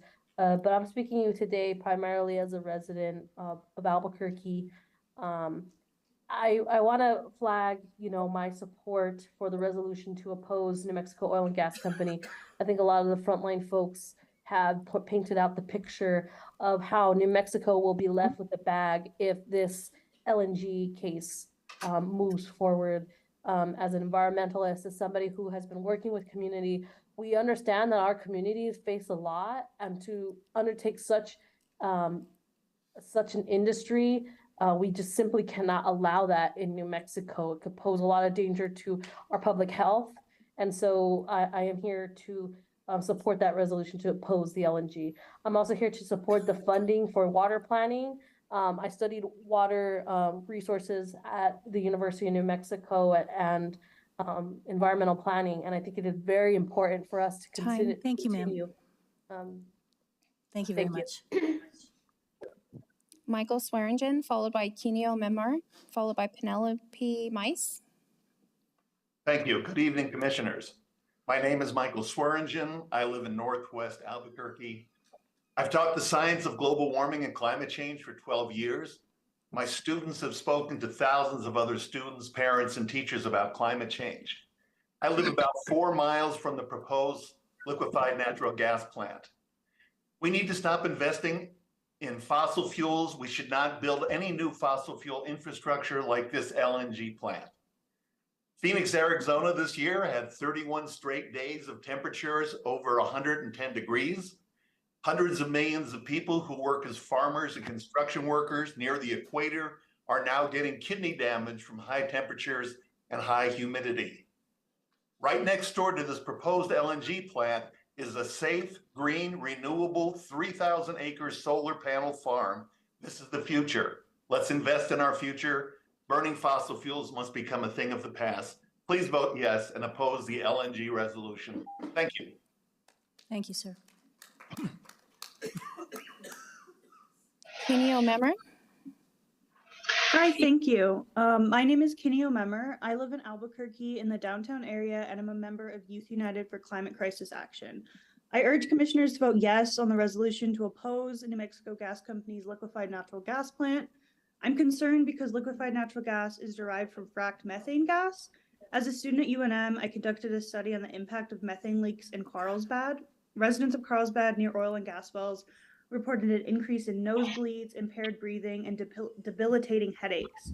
The addition of this natural gas plant would heighten the risk of these health impacts on our communities, especially for youth. Additionally, New Mexico residents will have to pay for this plant in our monthly gas bills, as a previous speaker stated. Most Albuquerque residents are living paycheck to paycheck as it is and cannot afford to pay higher rates for gas, which is an essential utility in most homes. I personally pay a New Mexico Gas Company bill each month, and an increase of at least $3 per month would put a stress on my current financial situation. So please vote yes on this resolution and stop the development of this LNG plant in order to protect your residents from the financial stress and health burden. Thank you. Thank you so much. Thank you for your comments. Penelope Maines. I'm Penelope Maines. Thank you, Madam Chair and County Commissioners. I am a Bernalillo County resident, and I support the resolution to oppose New Mexico Gas Company's proposed LNG, which would be just a few miles from Puesta del Sol Elementary School and Volcano Vista High School. Our school children already face enough dangers and worries. The possibilities of gun violence, the climate crisis, the learning interrupted by the pandemic, to name a few. After an explosion in Plymouth, Washington, Ted Sickinger wrote in the Oregonian, an expert who developed LNG hazard models for federal regulators says the risk of locating LNGs near population centers are real. If you look on the internet, you can find a lot of proof of this. There were explosions, sometimes tragic, 1944 Cleveland, 2004 Algeria, and so on. Thank you, ma'am. Let's not endanger our young students. Thank you. Nancy Singham. I'm not Mary Burgess. There we go. Madam Chair, Commissioners, my name is Nancy Singham. I'm a retired kindergarten teacher living in District 3, and I'm commenting on 3 items First, I support the resolution opposing New Mexico Gas Company's proposed LNG plant. This carries an enormous price tag for us consumers to absorb while taking our energy infrastructure in the wrong direction away from renewable energy. Secondly, I support funding for Bernalillo County to begin water planning in the mid-Rio Grande Valley. It's water, it's life. It's endangered, and therefore the need for action is urgent. And finally, I support deferring consideration of the amendments to the Joint Air Quality Control Board ordinance proposed by Dan Lewis. I oppose any proposals that would lead to the worsening of our city's poor air quality, and I'm appalled at the lack of justice to South Valley residents in particular, who've been battling for decades for badly needed cumulative clean air standards. Thank you very much for listening. Thank you. Beverly Williams, followed by Bob Wesley.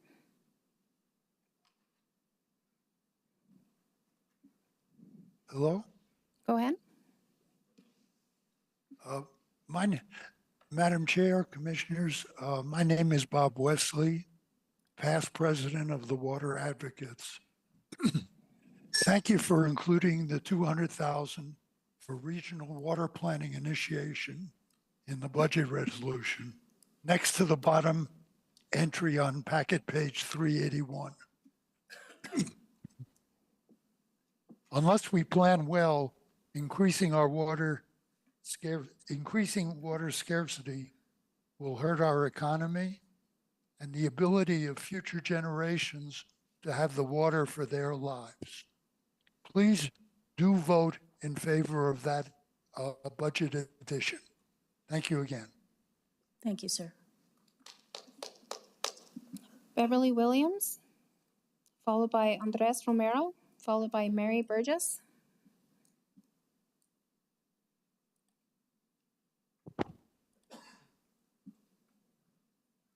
Mary Burgess, go ahead. I'm Mary Burgess. I am from Rio Rancho, and I am vehemently opposed to the New Mexico Gas Company proposal for their LNG plant. I don't want to repeat what everybody else said, but I am a retired science teacher, and I have asthma, and that gives me great cause for the loss of quality of our air here in Albuquerque and Rio Rancho. And so given the high number of critical safety accidents around the US in the last year, I do not trust anyone to follow through correctly on doing their jobs. So can we please move wisely towards more sustainable, renewable energy sources and get away from fossil fuels. Thank you, ma'am. For the health of everybody in this area. Thank you. Thank you. Moving on to G. Andres Romero.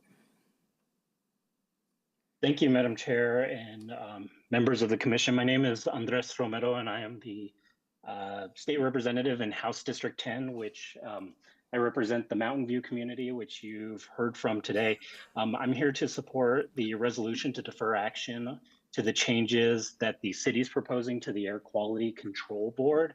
You heard some of my colleagues from the legislature earlier talking about underserved Bernalillo County, and this fits right in with that because we have some of the highest concentrations of air pollution in the far South Valley and particularly the Mountain View community. And I find it totally disheartening that the city would try to usurp the county's authority and cut the county and all of our mutual constituents out of the Air Quality Control Board. I think it's totally disheartening, and I appreciate the work you all are doing to try to remedy that and stand up to the city against that. Thank you all so much. Thank you, Madam Chair. Thank you, Representative Romero. Andrew Stone, followed by Michael Aguilar. Madam Chair and honorable commissioners, I'm Andrew Stone, a Valley farmer in Madam Chair's district. I honor your patience and service. The old timer said, you don't miss your water until your well runs dry. The 50-year New Mexico water plan makes it clear dry times are coming and we need to know how to adapt. Every dollar spent now on understanding the situation and creating solutions is a very good investment. Moreover, being an irrigator for over 45 years, I want you to remember all the advantages the MRGCD provides with its water: fresh local food, continuation of traditional lifestyles, and most importantly, recharging our aquifer for all residents of the valley. Please support the $200,000 to initiate the Middle Rio Grande Regional Water Security Planning. El agua es la vida. Thank you. Gracias, Señor Stone. Michael Aguilar, followed by Camila Fiebelman. My name is Michael Aguilar, and speaking as a native New Mexican, I am absolutely opposed to New Mexico Gas Company's proposed liquefied natural gas plant. New Mexico tax dollars would be used to build something that not only would have no local economic benefit whatsoever, but would also create unnecessary risks to our human and environmental health by placing another potentially volatile facility in our beautiful home state. Fossil fuel use, including liquefied natural gas, is contributing to the accelerated warming of our planet and the breakdown of important weather systems that have sustained our land for so long. The LNG plant is absolutely a false solution. It makes no common sense. I encourage our leaders to use our tax dollars to bring true, sustainable solutions to our state that not only protect the health and well-being of our people and environment, but are economically viable as well. I urge you to oppose this plant. Thank you. Thank you, sir. Camila Fiebelman. Thank you. Margaret Bell. This is Fiebelman. I am the director of the Rio Grande chapter of the Sierra Club, representing over 35,000 members and supporters, the majority of whom live within the county. Our organization opposes the LNG terminal. We support appropriations for funds for environmental initiatives, including the conversion of county landscapes, water planning, EV chargers, the Atrixco Acequia Madre, urban, agricultural, and open space funding. But principally, I'm here to speak in support of item 3A, the resolution requesting a deferral of the Lewis Air Quality Board repeal bill. I am a member of the Water Protection Advisory Board that serves the Albuquerque Bernalillo Water Utility Authority, and I was concerned to read the legislation proposed by Councilor Lewis that would remove current air board members, making board decisions subject to council revocation and stopping any work until February. First, I was shocked at the idea that the council would simply remove highly qualified board members. Thank you, Ms. Fiebelman. Your minute is up. Thank you very much for calling in. Margaret Bell, followed by Cynthia Serna. Thank you, Madam Chair, members of the commission. My name is Margaret Bell. I'm an Albuquerque native and North Valley resident. I'm here to speak in favor of the commission's administrative resolution requesting the Albuquerque City Council defer consideration of City Councilor Lewis's proposed Joint Air Quality Control Board ordinance amendments. I spoke in opposition to Councilor Lewis's OR-23-88 last week at the City Council meeting, and I'm very grateful to the County Commission's quick action in response to that proposed ordinance. OR-88 would give the City Council unilateral authority to fire board members who had been approved to serve and revoke and delay their decisions, thereby rendering the work of the Joint Air Quality Control Board useless in improving the air quality and protecting the public health for the residents of Bernalillo County. This is unacceptable. Clearly, there's an agenda at play in Councilor Lewis's OR-88 that's not in the public interest. It's in somebody's interest, just not the public interest. I ask that you support this administrative resolution to improve air quality and protect the public health in Bernalillo County. Thank you. Thank you, ma'am. Cynthia Serna, followed by Claire Arroyo, followed by Lindsay Cutler.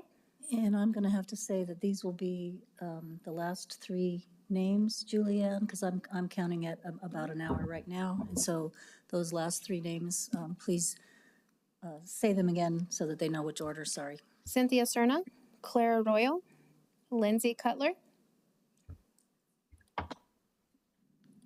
Good evening, Madam Chair and members of the Commission. My name is Cynthia Serna, and I am speaking as Board President of the Revitalized San Pedro Partnership in support of the proposed one-time $100,000 appropriation for the San Pedro Main Street project improvements. It's part of Agenda Item 9B. This corridor serves as a primary connector between Route 66 and ABQ Uptown, running between Central Avenue and I-40. And the state fairgrounds are part of our corridor, so we're a snapshot of Albuquerque that residents and visitors view when they're coming and going to events at Expo or traveling across Midtown. Putting on our best face is really top of mind for us, and right now our makeup could use some touching up and maybe more of a facelift in some areas. So to that end, we've been working with our city council and city and key departments on a streetscape plan to improve the look, walkability, and safety of the corridor. We previously worked with the city to implement traffic calming measures on San Pedro north of Lomas and to install additional street lighting and banners. The current design Thank you, phase. Thank you. Your time is up. Thank you very much. Hello, good evening. Can you hear me? Hello, good evening. Can you hear me? Yes, please. Thank you. Hello, Madam Chair, Madam Vice Chair, Commissioners. I want to take a special moment to thank Commissioner Barboa and Quezada for their proclamation and supporting resident physicians. My name is Dr. Claire Arroyo. I'm a resident physician at University of New Mexico. I'm a radiology resident. I'm almost an attending. And more importantly, I'm a native New Mexican who has done their entire education in the communities that I was raised and chose to practice here in the state of New Mexico to give back to the communities that I grew up in. We've been bargaining with UNM for 8 months, and even though the New Mexico legislature budgeted for 5% raise for all UNM employees, including residents, UNM has offered and has been obstinate in offering us a paltry 2% raise. And unfortunately, this is not new. For the past 4 years that we have bargained, UNM has only ever approached us with a 1% annual increase in salary. This is despite a 16% raise in rent and a 12% raise in housing market rates. This is not sustainable. This is not a living wage. Thank you very much. Please support New Mexico residents. Thank you. Last speaker. Good evening, Chairwoman Baca and members of the County Commission. My name is Lindsay Cutler, and I'm an attorney for the Pueblo of Isleta. I'm speaking on behalf of Governor Zuni this evening in regards to amended Agenda Item 9G. The Pueblo of Isleta opposes efforts by the Albuquerque City Council to dismantle the Albuquerque-Bernalillo County Joint Air Quality Control Board. The Isleta people have lived on and used the Pueblo's lands in present-day Albuquerque and the county for centuries, and the lands and natural resources in the areas under the Air Quality Control Board's purview have historical and cultural significance to the Pueblo. Today, many tribal members who live on the Pueblo also live in Bernalillo County. Isleta has continually been forced to conform to the squeeze of development from industrial and commercial lands to the north, and that have polluted the air, water, and lands on the Pueblo. In the past several years, the Pueblo has come to the Air Board to raise concerns during the air permitting process, particularly about the impact of asphalt plants downwind on the Pueblo. The Air Quality Control Board plays a very important role in ensuring safe air quality for all Bernalillo County residents, including those that live in the Pueblo of Isleta. So on behalf of the Pueblo of Isleta, I respectfully request that you support the resolution to defer the city's Air Board ordinance and support any action to preserve the important functions of the Air Quality Control Board. Thank you, ma'am. And that will end our public comment. I appreciate everyone's patience, and those who are on Zoom who were not able to speak with us, you certainly can send us an email or send your comments to us in that manner or in writing. Thank you all for your patience. We really appreciate our public comment. And now we'll move on to item 7, approval of the minutes. I move to approve October 10, 2023 administrative meeting minutes. Do I have a second? Second. It's been moved and seconded. All those in favor? Aye. Aye. And that passes. Item 8, approval of consent agenda. Madam Clerk, can you please provide an ordinance number for 8E and resolution number for 8F? Yes, ma'am. 8E is ordinance 2023-25. 8F is FR 2023-109. Thank you, Madam Clerk. The consent agenda has been published and made available to the public. Therefore, I move to approve the consent agenda. Second. It's been moved and seconded. All those in favor? Aye. Yes. And that is approved. And now we move on to agenda item 9.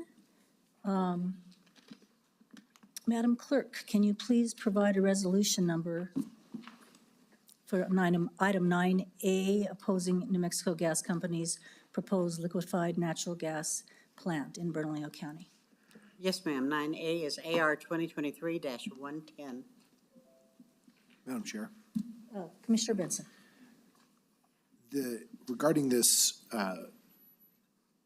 proposal, to oppose the LNG plant, we had 21 active voices speaking up against it or in support of this opposition. I've received many additional emails on top of the comments we received tonight. However, I don't feel comfortable opposing it without all the information. I'd like to get more information from the New Mexico Gas Company in response to the very legitimate concerns that I did hear voiced. I don't have enough information to fully oppose it, so I would like a deferral. I'd like to ask for a deferral. What I would like to do, Commissioner Benson, is give some of the facts that I know, that we have gleaned from the work that I have done with our county attorneys. And then we can consider your question for deferral, because I do have some facts here. I mean, it has been in the packet. It was given to all commissioners. It was published. And so I would like to take that privilege to first talk about some of these issues we've heard from some folks. And I would start by saying that this is really not our decision. It is the decision of the PRC.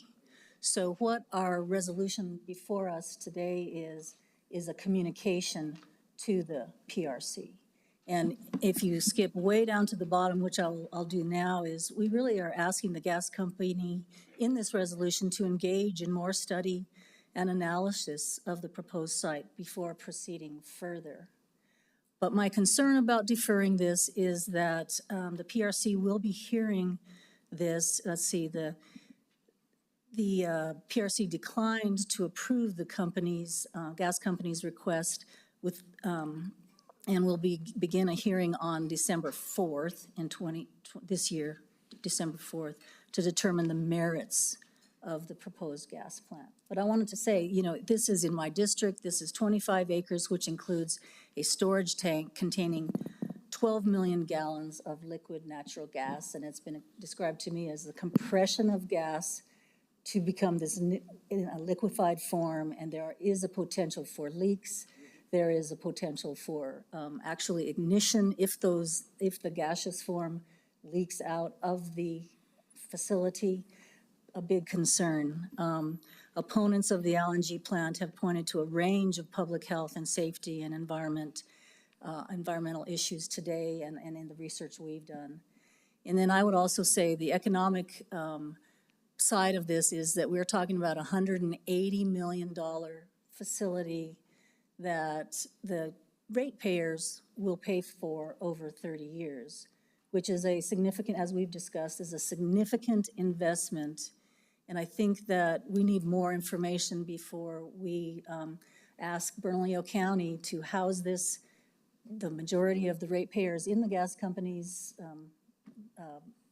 ratepayers, excuse me, are in Bernalillo County.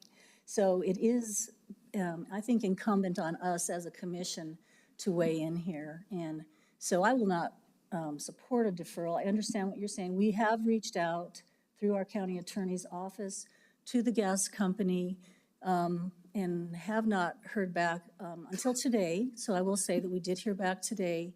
And thank you for coming to this meeting here today. But I still feel that there is an opportunity for the gas company to try and reach out to the public, which in my district is strongly opposed. There's something like 51 public schools, residential neighborhoods, and a housing shelter, the WEC, that's within 10 miles of this site. So with all of those public health concerns and also the economic concern, I'd like to move this forward And, you know, so those are my comments, and I'd like discussion, and then we can bring your request for deferral. Thank you, Madam Chair. I agree. The comments were well researched, and there are a ton of legitimate concerns that I don't take lightly. And if they're all true and unopposed, it would be an easy decision. I would absolutely oppose this. We've just only heard really one side of the argument. That's so another possibility is to not oppose necessarily, but ask the PRC even to defer this to give New Mexico Gas Company time to respond. But to make the decision that the opposition is correct, only hearing really their arguments, I don't think that we would be doing our justice to the community, assuming New Mexico Gas Company is trying to take care of the population in terms of making sure homes are heated and there's no potential breakdown in supply chains. That's an assumption, though. It may not be true, but unless they're given a chance to respond to the arguments against them.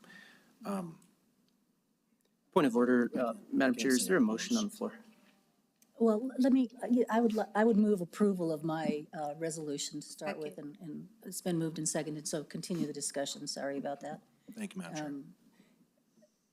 I guess my response to that, and we talked about this, Commissioner Benson, that, you know, this is also an economic question. $180 million facility, and what I've heard is that the return on that investment is yet to be shown to me, and for the risk that it puts our constituents, our you know, people on the west side particularly, but I think in the larger community at risk. So that's, and the gas company has been given the opportunity to reach out to us. They still have the opportunity. They could defer their request before the PRC to do more of this due diligence, to come out to the public, to the neighbors, to explain the value, you know, at the very least, sort of the value analysis of this, which I don't think that they have done yet. And so that is why I moved forward on the resolution. Vice Chair Barboa and then Commissioner Quesada. Thank you, Madam Chair, and thank you for bringing this important resolution that, again, like you said, only gives our voice to the hopes that we can stop this. I just want to, this absolutely not our communities. New Mexico is always the place that gets the, been known as the wasteland for our whole United States. We have so many Superfund sites that we're already, no amount of money can clean up. And absolutely not in this time where we are all feeling and living the impacts of climate change. It's no longer something that is thought of as controversial. So absolutely not. Thank you for bringing this resolution. I just want to say to all the folks that came out, especially the Youth United for Climate Action, you're an inspiration for our future. I have actual hope that we can save Mother Earth with your work and fortitude. So thank you so much. Commissioner Casal. Thank you, Madam Chair. I represent the South Valley, and I know that our families are already stretched to the limit when it comes to what they pay for utilities and just regular everyday costs.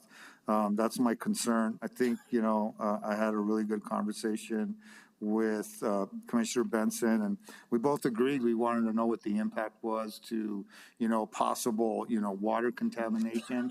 One of our main concerns on this commission is always water and water use. In this agenda today, we're gonna discuss a huge solar plant. So we're trying to move into a different direction when it comes to energy and renewable energy. And I also have a lot of concern that, this city is only going to grow one way, and it's going to grow west. And so I think one of my major concerns after hearing everybody is how's that going to affect the economic development as we move west, because we're out of room everywhere else. Despite whether we support growth west or not, to me is irrelevant because that's where it's going to go eventually. And how does that impact the city in the future on economic growth? You can't, so now we can't build anything near that because of the potential, dangers. And so I think as a West Side commissioner, it's really hard for me to say, yeah, let's try this and let's see how it goes, when I think in the future it may impact and probably will impact how Albuquerque grow or Bernalillo County grows.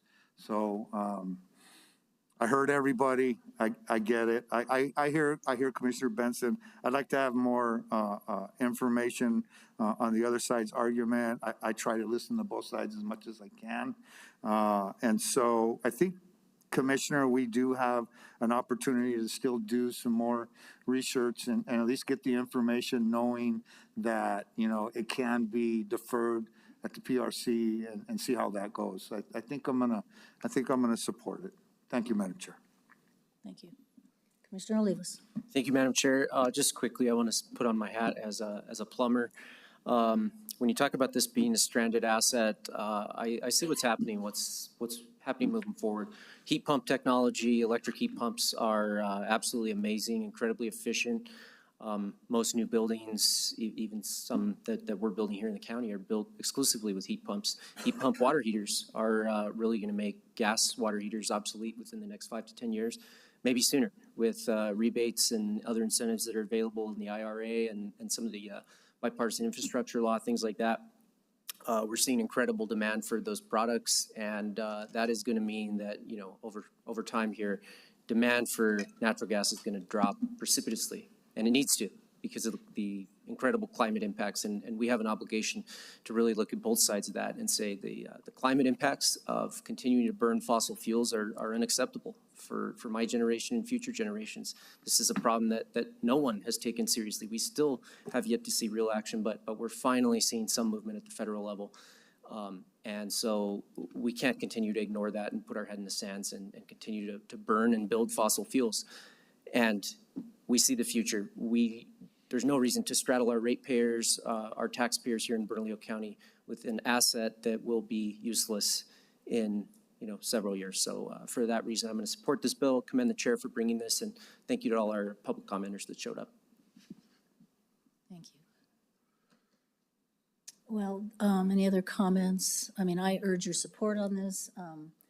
Commissioner Benson, I understand what you're saying. The motion on the floor is approval, and so I will call the question. All those in favor say yes and raise your hand. Yes. Aye. All those opposed? No. Thank you, and that passes.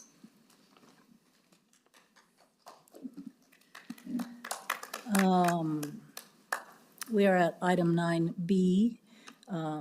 Madam Clerk, this is the city proposed amendments to the Joint Quality Control Board. Madam Clerk, can you please provide a resolution number? Yes, ma'am. AR 2023-111. I co-sponsored this with Commissioner Olivas, but I'd like you to go first, if you will, please. Thank you so much, Madam Chair. It's really unfortunate that we have to bring this item before the commission tonight, but I think that the timeline is very sensitive on this matter. And so I want to start by just saying that, I'm disappointed to see these two resolutions come across the City Council. We have both a moratorium on the work of the Air Quality Control Board, and we have really an ordinance change that proposes to essentially disband the board and reconstitute it. And we've heard comments at City Council that are just absolutely disrespectful to the members of that board. I had our staff here pull the resumes of the nominees that we have put forward at the county, our 3 individuals on this joint Albuquerque-Bernalillo County Air Quality Control Board. And it's really just a shame that we have to deal with this. But critically important here is the fact that this is a joint air quality control board. It is defined in state statute, and many of the powers delegated to it are defined in the Clean Air Act. This board is very old. This is something that was formed in the 1970s, even goes back before that. And this has been one of the original collaborations between the city and county. And this proposal by Councilor Lewis is it flies in the face of partnership. It flies in the face of collaboration. And we have so many great examples over the last couple of months here of great collaboration initiatives. Our Middle Rio Grande Housing Collaborative, our opioid settlement funding. I feel like we're moving closer and more coordinated with the city in many areas, and this is really something that flies in front of that. This is something that none of us up here on this board, none of our staff were consulted about, and yet this affects hundreds of thousands of people that live in unincorporated areas of Bernalillo County that are currently represented by members that we appoint, including people that live in Albuquerque who are also represented by our air board members. So these bills really ignored the county. They empower the city council to have veto authority over anything that comes through this board. There was discussion about the fact that members of this board were not qualified, which I completely dispute. I think that's completely not valid. But the proposed solution is to put the city council in charge of the board, who are also, are not qualified very clearly. We do not have environmental attorneys, environmental engineers. Those are the types of people that sit on this board.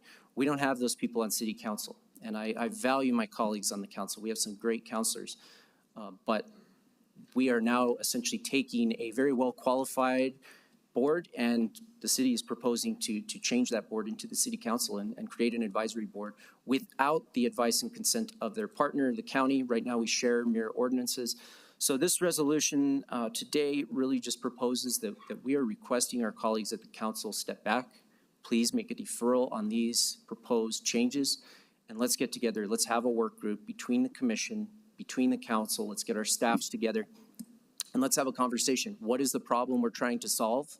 And how do we reach mutually agreeable solutions that serve the health and well-being and public welfare of our entire community? Because we know that air moves between airsheds, between county lines and city lines. This is something that we have to do collaboratively. There is no choice.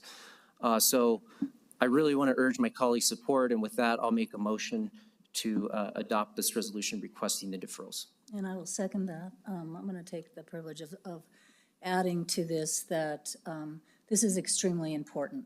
We need to work with our city counterparts, and we were not asked, informed until we saw it at the city council hearing. I understand that I did reach out to Councilor Lewis.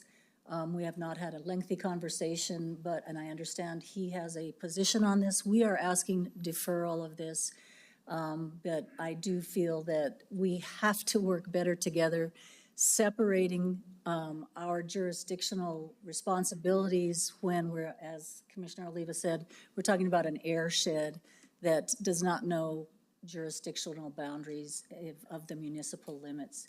It's extremely important. This is about health and public welfare in some of our poorer communities. We've talked about Mountain View, San Jose, and we really need, as a commission, to have a strong position on this, that, this is mandated by the EPA and the State Environment Department. We need to speak with them and talk to them. I do think that this is a resolution looking for a problem or trying to solve something by simply disbanding a joint board is not the way to go on this. So I urge my colleagues' support on this as well. We have heard from many people in our community about how they really are concerned about the council's resolution. And the last thing I will say is that if the council repeals this and dissolves the board, then the commission will have the responsibility of, so what do we do? Create a new board that is a new regulatory authority. So then our industries and our business community and our development will have two regulatory entities. And I don't believe that that is a smart way of doing business. Commissioner Quesada talked about, economic development in our South Valley and having more regulatory boards rather than one joint one where we're talking together using real science, using the good appointees that we currently have on this board. So I will strongly recommend approval of this resolution. Any other comments? Commissioner Casada. Thank you, Madam Chair. You know, I've been receiving text messages. You know, I represent the Mountain View area, and I know firsthand, you know, the polluting type of industries that we've had historically in that area. As a county commissioner, I've always kept my commitment to trying to create jobs. That was the #1 priority for me as I knocked on doors on Southwest Mesa and the South Valley. But there has to be a way we could bring into the South Valley clean industry, different types of industry. I've been working and focusing on that. I think we've had our share of asphalt plants and brick factories and concrete plants. You know, that has to do with the air and the air quality. I think my comment would be, I think this is such an important board that, you know, I would like to see it move in the direction as an elected board like the PRC.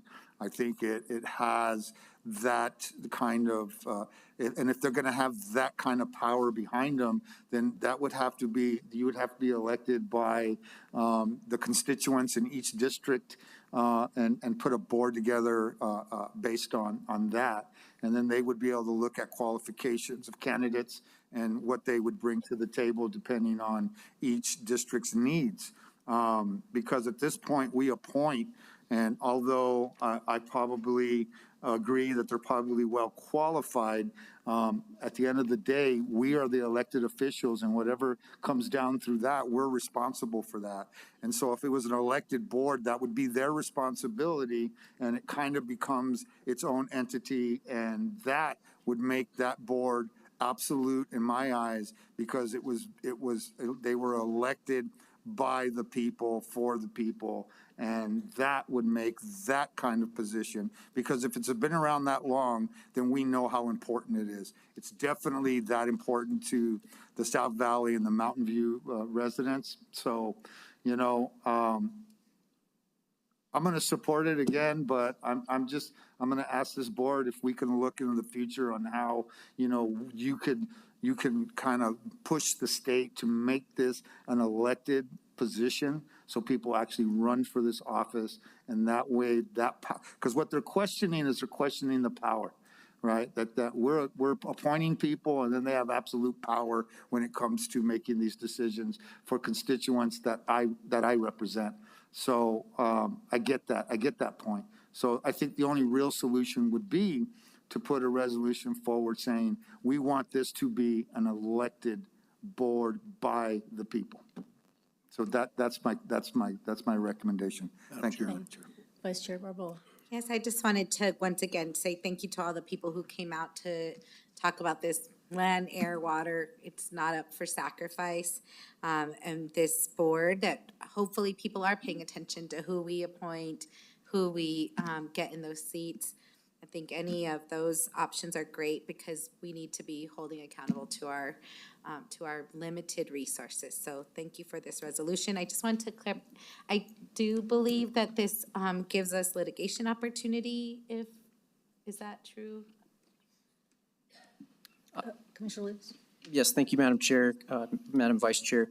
Yes, you know, I think that this also authorizes the county manager and the county attorney to represent the county's position and protect our residents in unincorporated county that would really lose their representation and usurp the power of the Bernalillo County Commission to not just appoint members to that board, but you know, the city council is going to have veto authority over regulations that affect jurisdictions for which they are not elected to represent. So they will have veto authority over regulations that affect the South Valley, the East Mountains. I have a giant cement plant in T. Harris. I mean, so that is not appropriate for the city council to seize that authority from the county commission. Not only does it fly in the face of partnership, but it really seizes authority that it belongs to the county and has been developed as a partnership between the county and the city.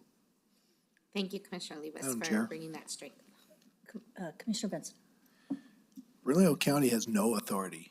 There's no seizing of authority by the city in this proposition. Now, I'm not going to defend Lewis's position. I did reach out to him because I didn't hear about it either. I wasn't consulted, But from how I understand it is that Councilor Lewis is saying that, which is true, the Air Quality Board has no supervision. So the city council isn't taking authority from Bernalillo County because the Air Quality Board already has done that. Now, they've done a great job. I remember in the 80s as a kid, smog over the city. I'm not going to support that, and I don't think anybody would vote in favor of that. What this is saying is that this board doesn't answer to anybody. Yes, the board members are appointed, and then after that, they have free reign. So if you're not a commissioner or a city councilor that has voted in favor of this appointment, you're out of luck. In terms of the oversight, the Air Quality Board, they have authority over the city, over the county, over my constituents. They're the ones that have the authority. So to, fearmonger about the city of Albuquerque destroying our autonomy, we don't have any in terms of this. I think we should let the city council discuss this on their own. Nobody's made this proposition here on the county commission. If it fails at the city council, then we still have no authority. Still, we get to make the appointments and that's it. So nothing changes. So I think we should let the city council debate this and hear it out. Thank you. I want to say that this is a communication to our colleagues on the city council. And we hope that they hear us, and then we hope that they hear our combined constituencies that are very concerned about disbanding a joint commission without coming to the table and talking about what the problems truly are. And there's got to be a way for us to come together, because we are talking about our air that our children breathe. We talked about our future grandchildren.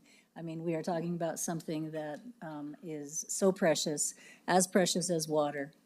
We cannot sit back, I don't think. And so this isn't, this is about requesting that the city defer this item, which is on the November 8th City Council agenda for discussion, and we hope people show up and talk to them as well. And I'm hoping that we will reach out to our colleagues in good faith and ask them to defer, and that's what this bill does. Commissioner Olivas. Thank you, Madam Chair. I want to correct the record on a couple of things here. So even though we don't see the poor air quality here, we actually have the 25th worst air quality in the nation. And I think that's largely also stratified. There's certain areas of our community that have great air quality, and there's other areas of our community that have horrible air quality because pollutants and factories and smokestacks have been concentrated in those communities over decades. And that contributes to really an unequal distribution of that air quality and really a poor air quality because we are not the 25th largest city in the nation. So that is part of this. I also want to mention that, there's this contention that there's no oversight on this board. This board is controlled by appointees of the county commission and the city council. We are elected. And there's not much more that I have to say about that. Elections have consequences, and that affects who staffs the board, who is placed on the board. So I get that, folks are not happy with perhaps the lean of individuals on that board. And there is a way to, have oversight over that, and that is through your elected officials. And there's just not much more I can say on that. Any other comments? Yeah, Madam Chair. Commissioner Benson. Thank you. The being ranked in the 25th worst air quality, that might be true. I haven't seen that. I do know that New Mexico is the poorest state in the nation. So I want air quality. We've got to have jobs, and I want air quality for our kids, but I want my kids to stay here because they have jobs. And the air quality can shut down all new construction. They have that level of authority because of our appointments. I'll give you that. And yeah, it is the election process which is how the city council is currently comprised. So, again, I stand to this, that I think we should let the city council debate this. Thank you. Commissioner Olivas. I just have an amendment to make. I believe you all have this before you here on the sheet that I passed out. It's labeled item 3A, but it's actually item 9B, and I think this is a good way to kind of cap this off. So I'd like to make an amendment, and I think this really just clarifies the ask of our partners at the council and, what the county is communicating to the city. So now, therefore, be it resolved, the Board of County Commissioners, the governing body of Bernalillo County, that the Bernalillo County Board of Commissioners respectfully requests a deferral of the proposed ordinance changes O23-88 and a deferral of the moratorium R23-176 until 1, meaningful engagement and consultation between the Bernalillo County Board of Commissioners and the Albuquerque City Council take place on matters relating to any moratorium on the work of the Joint Air Quality Board or any repeal and or reorganization of the ordinance and the Albuquerque-Bernalillo County Joint Air Quality Control Board. And number 2, that any changes to or moratorium on the work and structure of the Albuquerque-Bernalillo County Joint Air Quality Board ordinances be mutually agreed upon by the Bernalillo County Board of Commissioners and the Albuquerque City Council. This resolution and its request shall be promptly delivered to the President of the Albuquerque City Council, all members of the Albuquerque City Council, and the Mayor of the City of Albuquerque. In addition to the request above, the Bernalillo County Board of Commissioners hereby authorizes the Bernalillo County Attorney and the Bernalillo County Manager to take all necessary actions to protect the health, well-being, and best interest of the citizens of Bernalillo County as it relates to matters involving the Albuquerque-Bernalillo County Joint Air Quality Control Board, including but not limited to pursuing mediation and or litigation as it relates to unilateral changes to the Albuquerque-Bernalillo County Joint Air Quality Control Board. So moved. And I second that amendment. Any questions on the amendment or discussion? Seeing none on the amendment, I call for a vote and a show of hands. All those in favor? Yes? Yes. Yes. All those opposed? No.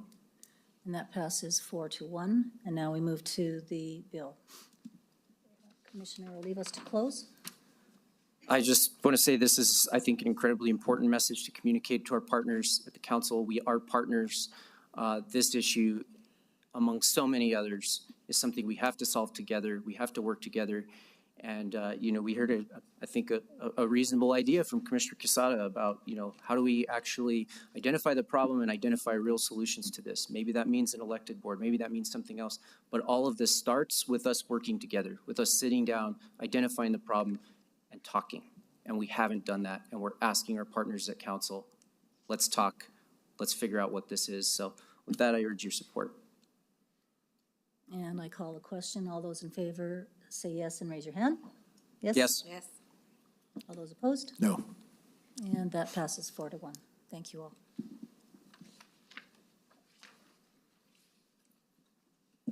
That takes us to item 9C, budget FY24 one-time appropriations. Madam Clerk, will you please provide a resolution number? Yes, ma'am. FR 2023-112. And I guess I will start with the sponsors. Ms. Reagan, did you want to make a presentation initially?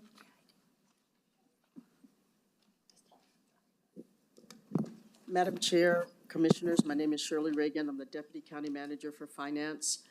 I have the agenda item for the FY24 one-time appropriations with 2 motions. Excuse me. The first motion is to approve financial resolution FR 2023-112 for the purpose of approving one-time non-recurring appropriations of fiscal year 2024 general funds for projects totaling $21,215,615, supported by attachment A. And the second motion is to authorize the county manager or designee pursuant to Administrative Resolution 2023-77 to seek reimbursement to the general fund for any project or initiative funded by the general fund that subsequently receives funding in whole or in part from an alternative funding source such as another agency, bond proceeds, or grants. If the amount exceeds the county manager's authority, The item will be presented to the Board of County Commissioners for approval. Stand for questions. Madam Chair. Commissioner Quesada. Yeah, I have some questions on the one-time appropriation agenda item. I'd like to understand the changes from what was originally proposed when this was brought before us on December 26th meeting. When I was looking at the attachment, there's a column for proposed commission amendments. However, I was not consulted on the additions or reductions, which should, really, it should really say that these amendments were put in by District 1 and District 5 were proposed in these amendments. I mean, really, do two commissioners speak for the whole Board of County Commissioners? I don't think they do, unless this has already been agreed to in a back room somewhere or outside, the purview of the public. So I'd like to ask County Manager if she could answer that question. Before we continue with discussion, let's get a motion. I will move approval of this item. Second? And now we'll move to discussion. And so your question is to the county County manager? Manager, yeah. Madam Chair, Commissioner Quesada, so can you repeat, what are you asking me? So I'm just wondering how this was proposed to the commission, how these amendments went forward, because no amendments should be taking place until it happens here in the public. So my question is, really, how does this, how was this agreed on and these changes put in? And it says on the column, it says commission amendments. I was never involved in any of the commission amendments. And from some of the conversations I had with staff, that these were reflected by District 1 and District 5 that opposed these, that brought in these amendments. And from my understanding, I just want to know how this was agreed on, not being brought to the full commission board. Can you respond to that? Madam Chair, Commissioner Quesada, so as far as your question, let's see, regarding the, the commissioners in the particular districts, both had input in the, and basically the reductions and then the additions, but they knew that they had to come in front of the commission in order to get those approved. So that's why that's here, and that's being transparent to the full commission, so that you all can take a vote on those changes. And I would like to interject, if I may, Madam Manager, if I may. The fact of the matter is that this $21.2 million proposal, one-time non-recurring, came to the commission, and it was deferred. And at that point, that was an opportunity for commissioners to weigh in and express their interest in what this one-time appropriation would be. And so we have all had that opportunity. All of us have had the list. And so that is the work product, as it's called, that has been back and forth between our Deputy County Manager and all the commissioners. So it is this list that comes forward today for decision-making or amendment in this public hearing. So this is not decided upon. This is a request for consideration of this commission. From my understanding, Madam Chair, that it was submitted as to be brought to the commission after it was amended, and that staff resisted that and said they would not do that, and that they would have to, that you would have to bring it to the commission. So my second question to County Manager is, has the staff been consulted about the reductions and eliminations of funds, elimination to the funds or the additions? Have they provided their their advisement on impacts to the operation with these changes?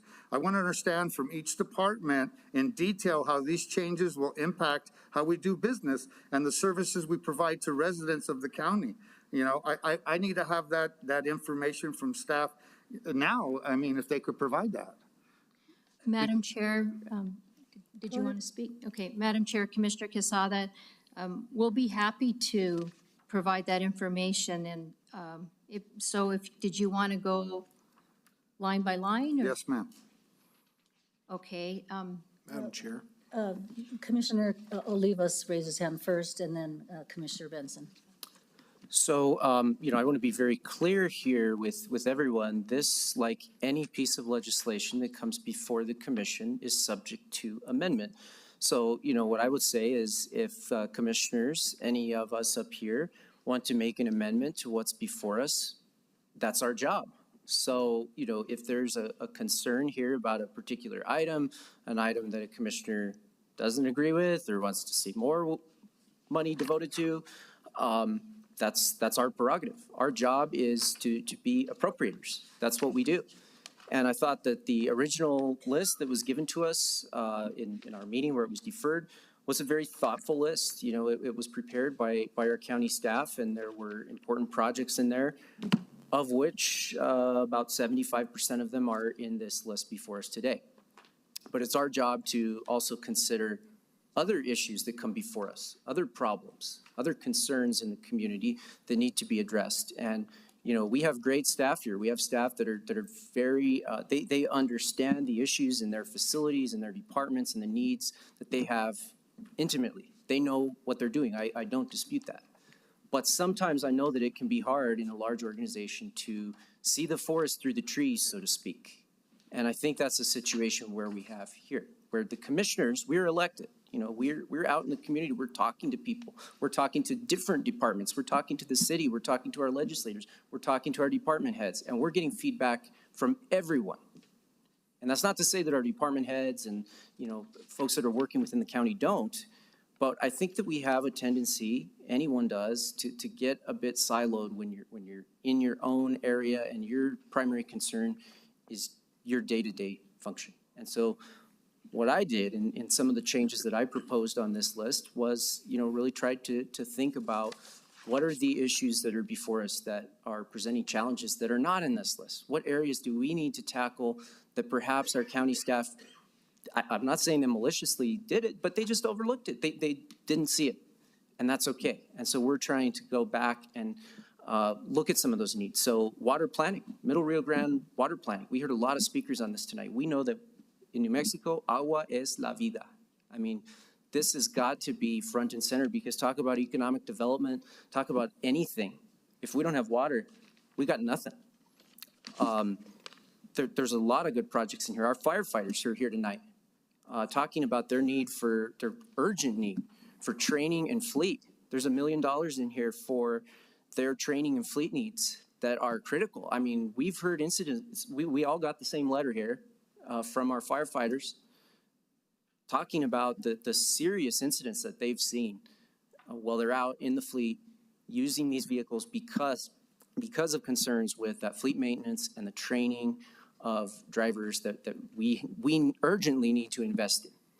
And so, those are the concerns that I tried to address in here, among others. And if any commissioner up here has a problem with those, I think they should make an amendment and, we can vote on it and consider it as a board. That's fine. And because, this was the same issue we had last time where, there was a complaint that I didn't read what was in front of me. Well, I'm sorry, but that's not my job to, check to make sure that other commissioners are using the time that's given to them by a deferral to do their research, make proposals, make changes. That's not my job. My job is to represent my constituents and try to do the best I can to represent the wider interests of Bernalillo County. And I think that's what this does. I think this is a good compromise between the needs of our departments and the needs of our community at large. And I just think that this is a really good bill, and it's something that really makes some needed investments in critical programs. Madam Chair. Before you move on, Commissioner Benson was next, but I just wanted for the conversation, it is in your packet on page 380, 9B, capital B dot lowercase b. So what we've done in the packet actually is quite helpful because it shows the changes from the original bill that was or list of one-time appropriations, which was proposed, and those changes. And out of the 21.2 million, there are $4 million worth of changes. So in reality, this is tweaking a very, thorough list of this one-time appropriation, and our job is to do that kind of prioritization. And so I'll say that, and Commissioner Benson had his hand up. Thank you, Madam Chair. We weren't, we voted to defer so we could review, not make changes or recommendations. So I reviewed and that was it. I didn't make any changes or recommendations. And it was, the staff recommendations looked appropriate to me. Some of these recommended changes look appropriate, some I don't agree with. If we're gonna, I'm not sure what the motion is. If we're gonna vote on the original, I can vote on that. If we're gonna vote on the recommended changes, I won't vote to approve every single change that was proposed. So if we want to vote on each individual item, I'm happy to. The motion is for approval of this, including this attachment A, which shows the changes to the original list that was that attachment. And the motion, the vote by this commission was simply to defer that original list. And so we are bringing it up today, and it was disseminated to all commissioners prior to this time. So everybody did get a copy of this list. So, County Manager, you want to? Thank you, Madam Chair, Commissioners. You know what I really think the confusion is, and I'm just going to say this, and I know that it's a different day and we do business differently. I get it. But I think typically what happens is on these one-time requests, it's kind of like cleanup. So it's an opportunity for me to work with county staff on, what they're, so I basically reach out to all the departments and I try to find out what the needs are for each department. And so what they do is they give us a listing of their needs. So it's basically their operating needs. What do they need? It's not new projects or anything like that, but it's just it's an opportunity to be able to get some things done that are necessary to continue with county operations. So that's basically what it is. So what's happened here is different than what we're accustomed to, but what you had said before, Commissioner Olivas, it's, we're gonna do things a little differently, and I respect that. So, so these changes, and taking some of these things out and then making these changes is different. Typically what would happen is the items that you have on your list, Commissioner Olivas and Madam Chair, are some things that are typically brought to the commission for approval on a separate agenda item. Excuse me, not part of the one-time request. So I don't think anybody on any side is doing anything malicious or I think it's just, we're all just trying to do our jobs, but it's just a little bit, it's just a different way of doing business. That's basically what it is, Madam Chair. Thank you. So, Madam Chair, I would still like to have staff speak on items that were changed. How is that going to affect them? Because I do have issues. I have, as you know, MDC is in my district, and that's taken out. And so, yeah, we do. We fight for our constituents. We fight for our district. That's what I'm doing tonight. Whether you agree with me or not, that's what I'm doing tonight. I'm not doing anything wrong. I'm just saying that this was appropriated, staff recommended it, and now it's like, no, we're gonna take that out, and I've decided that we don't need this, and I wasn't even consulted. I wasn't even called and said, hey, we're gonna do something out of your district, and we're gonna make changes, but from what I understand, it was not done. It wasn't gonna be done here. From my understanding, Madam County Manager, it was not going to be done here. It was going to be done somewhere else, where then it was going to come to me and all those changes were already going to be made. And that was denied, and that now it's here in front of me. Am I not understanding that correctly, or am I? Madam Chair, Commissioner Quesada, so typically, and historically, the commissioners have not made changes to these one-time requests. That's historically, that hasn't happened before. Because all this is related to operations, and as I was saying, and I don't want to, keep repeating myself, but this is the requests that that are being made are so that departments can continue to operate. So it's not on, and I don't know that very many, maybe, I don't know, I think most of them are just operations. So it's, so you're correct. I mean, this is, I'm not exactly sure what the question is, but maybe what I can do is I can ask staff, and if this is okay with you, Madam Chair, as per your request, is, we can, I don't think there's not very many of them, so if we just go through the changes, and we can talk about, are you asking us to talk about if we don't do the visitor parking, then how would that affect operations? Is that what you're asking? Well, yeah, because those are projects in my district. And I guess what I'm asking you really directly is, did anybody ask you to make changes to this document outside this public meeting? Well, I would like to interject here because the issue before us, Commissioner Quesada, is a resolution adopting a $21.2 million appropriation of one-time funds. And so that is not a small thing, and that is the role of the commission to prioritize those funds that are available for these one-time appropriations this year. And I understand that, Madam Chair. We do that up here And with amendments. What I'm asking her is, did somebody ask her to make changes to this document before it came to this? That's Chair. what I'm asking. I have to So point of personal privilege. No, sir. I have to interrupt. Allow me. There is no nefarious anything going on here. What we have is $21.2 million that should be appropriated for our operations, for improvements, for a cracked, one of the proposals at the MDC. It's not for the entire funding of MDC. It is visitor parking that's severely cracked. The county commission has the appropriate role of prioritizing that, and that's what occurred. Every commissioner had the opportunity to give their input to staff for this appropriation bill. So I'll just end there, and there was another comment here and here. Thank you, Madam Chair. Answer my question, though, Madam Chair? Could she answer my Who question? has the floor, Madam Chair? I recognized Commissioner Olivas, Commissioner Barboa, then Commissioner Benson. Thank you, Madam Chair.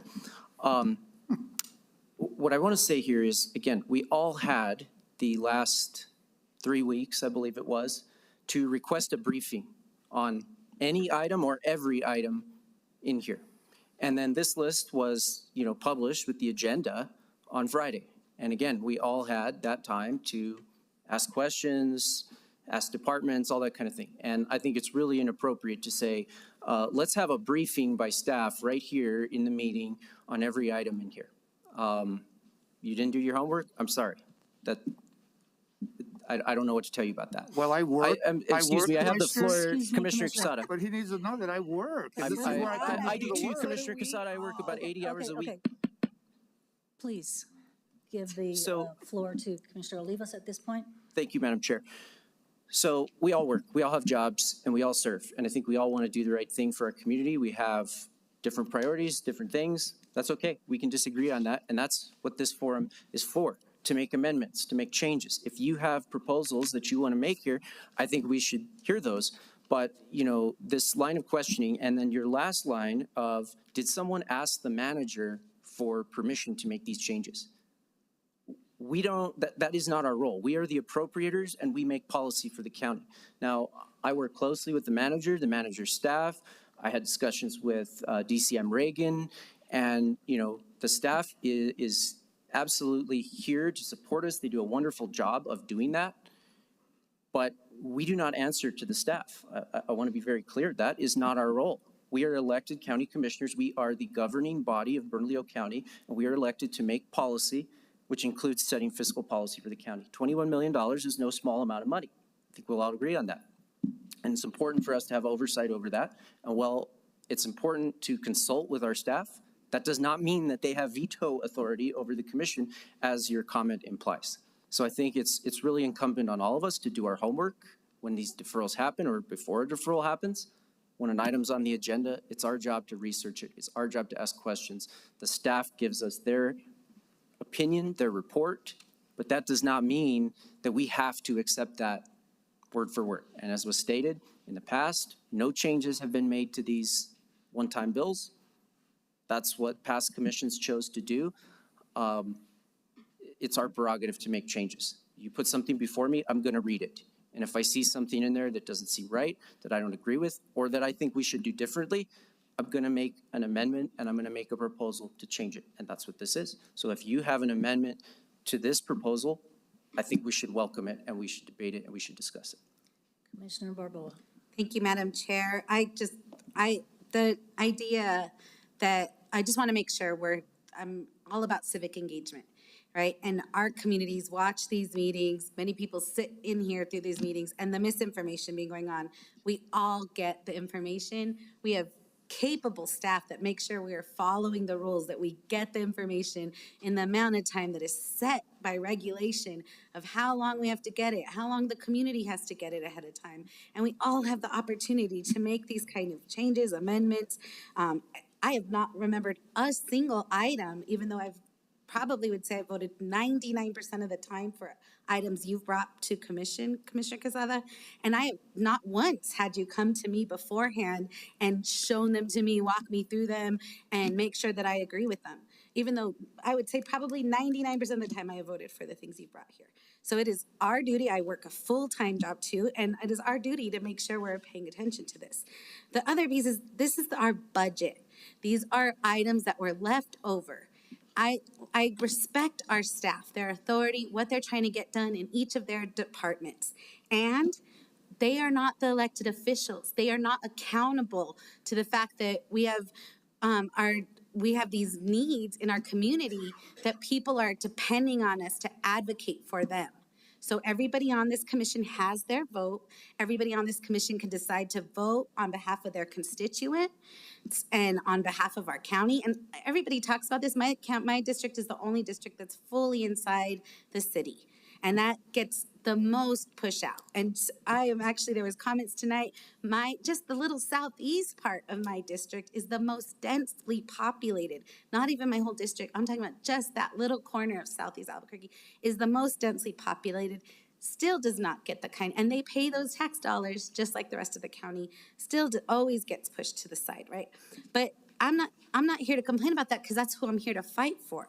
But when we're hearing from fire, when we're hearing from economic development opportunities in our community, and those communities are asking for us to act on behalf of them, when there is funds that were left unspent and we are now, it's our duty to account for them, yes, the majority of this proposal honors the expertise of the need of our staff and our departments, and it makes sure that we're reaching out to make sure we have the kind of safety, the kind of programs, and the kind of funding that our communities and constituents are asking for.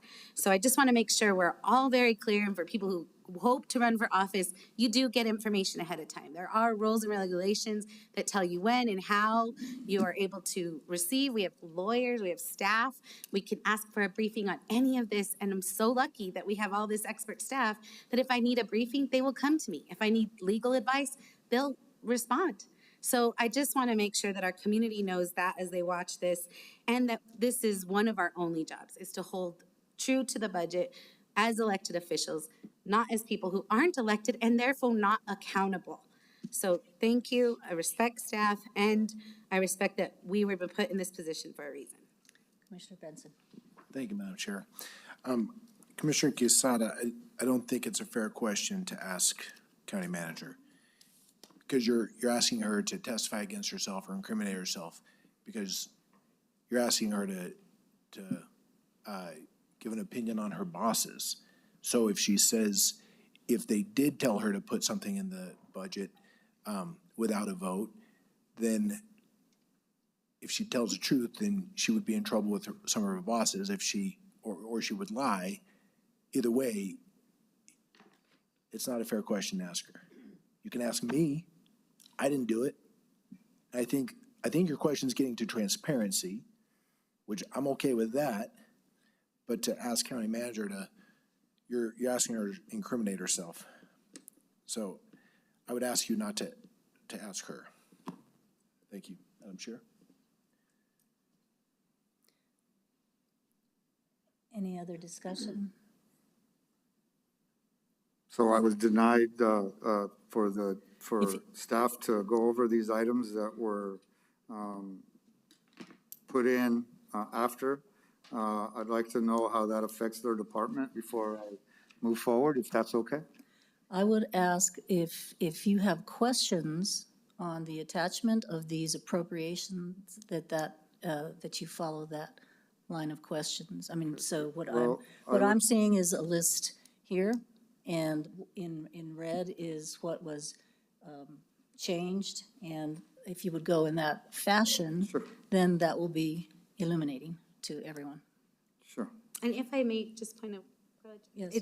if that is the case, I would like for us to also review, and maybe we have some folks still in the audience, or maybe we could call back the people who did public comment for the parts that they do appreciate that the changes are for. We should hear that as well, since this is being told as if it's somehow hurting departments when we're actually also responding to some departments that may not have representation.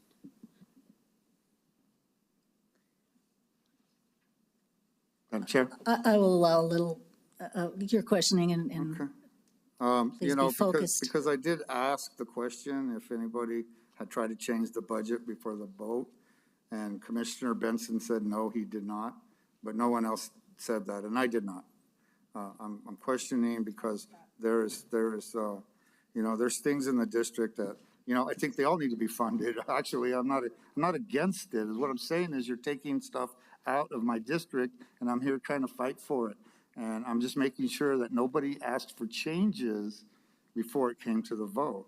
And I know I didn't, and now Commissioner Barboa said she didn't, Commissioner Benson said she didn't, and so then I'm good. I would say that budgeting is the art of the possible. I mean, our job is to prioritize, Commissioner. Yeah. That is our job. And that is the direction that we, do it here. that is the direction that we provide to staff. And that is what this list is before us. And it shows very clearly the changes between the original, which was deferred, and today, which is before us. And again, I will mention this is $21.2 million. Oh, I know About $4 million is what has changed and reprioritized. I've been here a long time, Madam Yes, Chair. thank you. Madam Chair? Commissioner Olivas. So like, I don't know why you're asking the question of who made the changes. It literally says, again, like the issue of reading, it literally says item B, FY 2024 one-time appropriations, item 2, which is what we're looking at, sponsors, Chair Baca and Commissioner Olivas. So yeah, you got us. We worked on this item together, the two of us. That's not a quorum. We worked on this together as partners to look at other options. And again, it's being presented in a very transparent way. There's 3 columns that show what the proposals are. You had the time to analyze that and ask questions of us.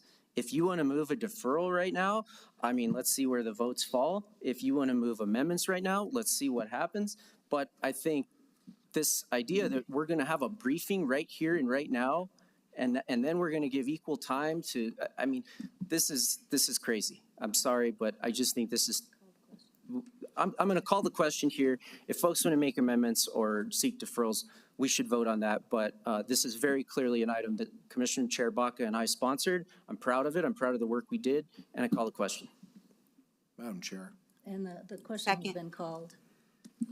So, and I would just say that we have received input today from our public who did take a look at this published document, who obviously support some of these changes. And I think this is for the good of the entire county. It is not swaying toward one district or another. So the question has been called.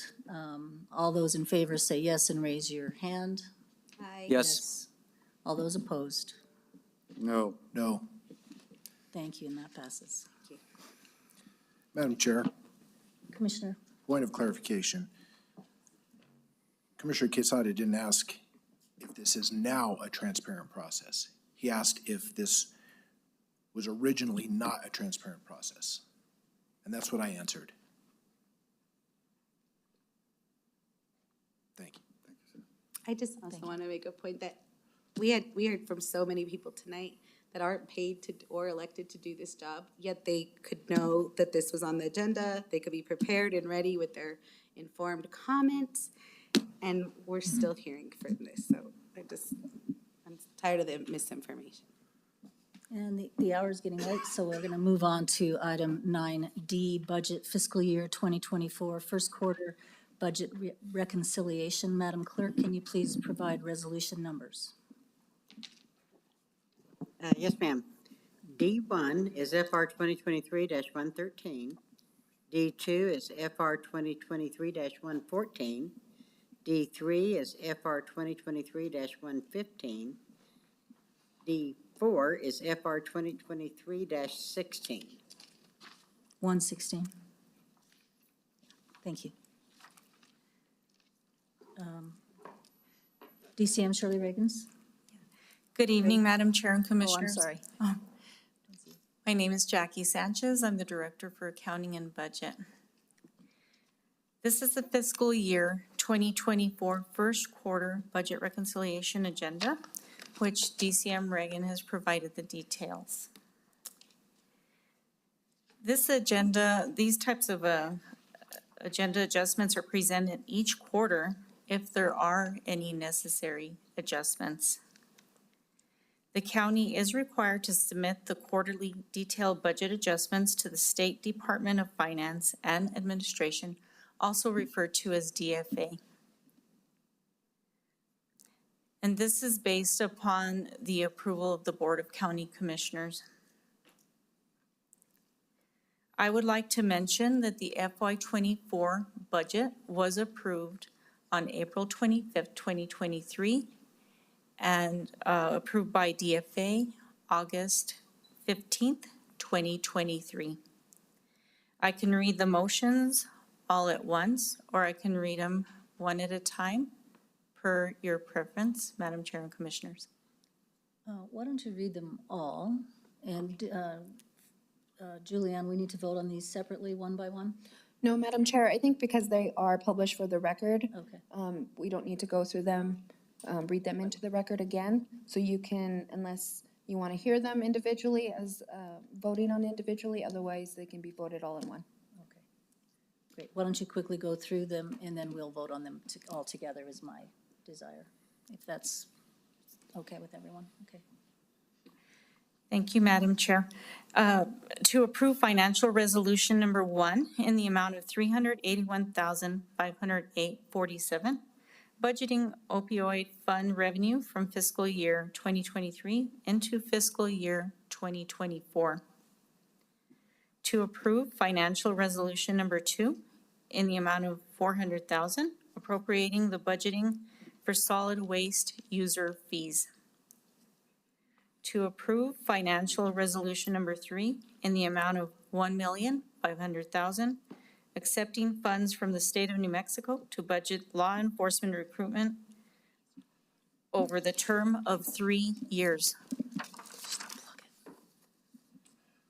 To approve financial resolution number 4, reducing the law enforcement recruitment fund in the amount of $1,012,500.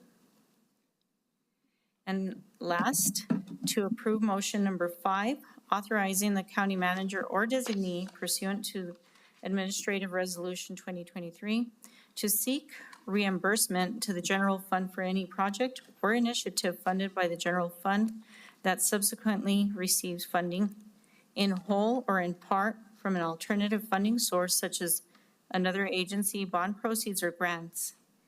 If the amount exceeds the county manager's authority, the item will be presented to the Board of County Commissioners for approval. I stand for questions. I move approval.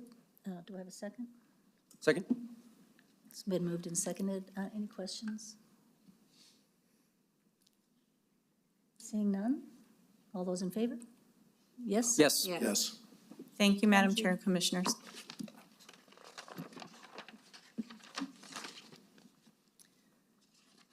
Item 9E, Capital Improvement Program, Bernalillo County Capital Outlay Request for the 2024 New Mexico Legislative Session. Madam Clerk, can you please provide a resolution number? Yes, ma'am. AR 2023-117 is number 1. AR 2023-118 is number 2. And Chief of Government Affairs Kathy Court to present, and what we have before us are 2 options. She's going to describe the process and the information to us, and what we have is the option to vote on option 1 or option 2. Madam Chair, just for clarification, when one is voted on, it's one number associated with that, not 2 separate. Okay, good evening, Madam Chair, Madam Vice Chair, and Commissioners. The motion before you is requesting adoption of Bernalillo County's 2024 capital outlay funding requests. Option A in your packet is staff recommendation. Option A lists each capital outlay request on the county's infrastructure capital improvement program adopted by the board as AR 2023-96 on September 12th of 2023. The ICIP projects were organized by category. In each category, the project was listed in the same ranked order as it appeared in the ICIP. If you recall, the ICIP lists each capital project's total cost and committed funding. Option A also provides a department's funding request for each of the ICIP projects, since we are aware that most projects cannot be funded in their entirety, but also get funding support from GEO bonds and grants. Option B is a resolution recommended by Commissioner Olivas. I stand for any questions on option A and defer all questions about option B to Commissioner Olivas. Thank you, and I stand open and ready for questions. Any questions? Commissioner Olivas? Yeah, Commissioner Quezada? I'd like a point of personal privilege so I could read my statement. Thank you, Madam Chair. Yes, sir. So, you know, it's kind of weird that you don't think I talked to staff. And it's kind of weird that the 3 meetings before you just deferred stuff because you weren't ready to vote on them, but that's beside the point. I did meet with staff on all these, and I've had long discussions. So I just want to know that, you know, you don't have the right to rework or reorder the CIP project. You should have informed staff you were working on it, substitute resolutions, and in not doing so is in violation of the charter and the AICO3. You should not be meddling in District 2 projects. It is not your job to insert yourself in the needs of my district projects. I work closely with my colleagues in the Senate. They showed up today. Representatives showed up today. They prioritize the needs of my district. We work together to prioritize those. I would never go into somebody's district and tell them what their priorities are.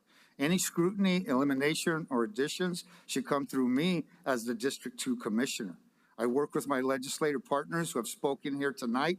Why is it that a commissioner that resides in District 2 have not voted and can remove or question projects from another district? District 2 is my district. Has the most needs and the most residents living in the county's unincorporated area. The residents I represent voted for me to serve them. Additionally, you are in violation of Article 2, Section A of the county charter. County commissioners have no individual administrative authority and shall not issue managerial directives, give orders to or demand services from county manager or of any of her subordinates publicly or privately. In addition, commissioners may express opinions or provide recommendations regarding the administration of the county consistent with their elected responsibilities and fiduciary obligations. The county manager and his or her subordinates have full discretion on whether or not to implement any actions recommended by a commissioner. So for me, I'm looking at my district again, and I'm seeing things that was passed through this body and were removed. Now, I wanna move forward and just ask, were any of these changes asked of you, Kathy Court? Commissioner Quesada, I sent this commission a draft resolution on September 18th. And between September 18th and October 10th, which is the deadline for me to submit a final draft resolution and associated documents, I did go through and edit and make sure that my resolution completely matched our ICIP that this board approved, that all 63 projects were there. I made a few formatting changes. I added the total amount of funding per category because I was also double checking to make sure that each category's total amount matched our ICIP's total amount. So I was doing a lot of that, and there were edits made. I was unaware that there was a draft resolution being worked on by Commissioner Olivas, and so he did not inform me of that, so he wasn't working off of my final edited, double-check, triple-check document that I submitted in Minitrack on October 10th for routing through the departments. Did I answer your question? Madam Chair. Commissioner Olivas. So I guess where I want to start here is, I mean, there's like all kinds of threats and things leveled around here by commissioners up here, which is par for the course, I guess. But staff does not have to be informed of the work that individual commissioners do on resolutions which they sponsor. Now, I worked really closely with Ms. Court on the ICIP list. I really appreciated her help, her guidance. We organized like 4 or 5 meetings to talk to department heads, to talk to staff, talk about projects, talk about needs. Why is this? Why is that? What is this project? That kind of thing. And that was really helpful. And I didn't feel as though I needed more information. I knew what all the projects were. We literally basically went through every project in the ICIP list and had a conversation about it. And so, you know, we have a small discrepancy. I mean, it's really interesting here that it's being leveled that I gutted District 2. There was 2 projects that didn't make it into the list solely because we were working off of different documents. I was working off the list that was sent on September 14th, whatever it was. And, you know, your final list was a little different, and that omitted 2 projects. If the commissioner wants to, you know, make an amendment to add those projects back in, I don't have any problem with that because, you know, I wasn't trying to meddle in other districts' projects. But I want to say at large, you know, and also, sorry, one other thing I want to level here, that changing a resolution or making a substitute resolution and offering that to the commission is not an ethics violation. I mean, that is crazy. That's ridiculous. That is just fear-mongering, scapegoating, gaslighting. It's all the words for, you know, trying to intimidate others, bully others into believing that they're wrong somehow. And this is my job. My job is to evaluate legislation, put forward legislation, make amendments to legislation. And that's what this is. We're given option A and option B. Option B is essentially an amendment, one or the other. And if somebody wants to make an amendment to the amendment, that's fine. That's what this meeting is for. So those 2 projects were removed, but I want to talk largely about, you know, the overall concern with this. And I have in front of me, this is something that our former Chief of Staff, Clay Campbell, gave me before he left. And this shows, going back to 2019, it's actually, he gave me even more than this, what we requested in capital outlay, what was allotted in capital outlay. And, you know, basically, historically, going back to 2019, we average about 25% of our capital outlay request is funded. And, you know, if anybody wants to have this data, I'm happy to share it with them. And I talk to legislators all the time. I actually spent, I think it was 5 days up in Santa Fe working my capital outlay list and a couple of policy priorities last session as a new commissioner. And the complaint, the concern that I heard overwhelmingly and continue to hear from legislators is, when are these projects going to get done? I've given money to this project 10 times over the last 10 years. When is it going to be finished? And that is the issue with requesting so many projects at once. It's my philosophy that, you know, each district really should have a few projects. I mean, I'm talking 3, 4, like a couple. And let's actually get them funded and get them done so that the taxpayers get value for their money, so that our legislators see their money move out the door. I had a conversation with Senator Tallman over the weekend. We have nearly $6 billion in unspent capital outlay money in the state, and Bernalillo County has a good little chunk of that because our capital outlay process, the entire state's capital outlay process is broken. Let's start there. But our capital outlay process plays into that by having an excruciatingly long list that we know not every one of these projects is going to get fully funded. And not every one of these projects, in fact, very few of these projects are even going to break ground.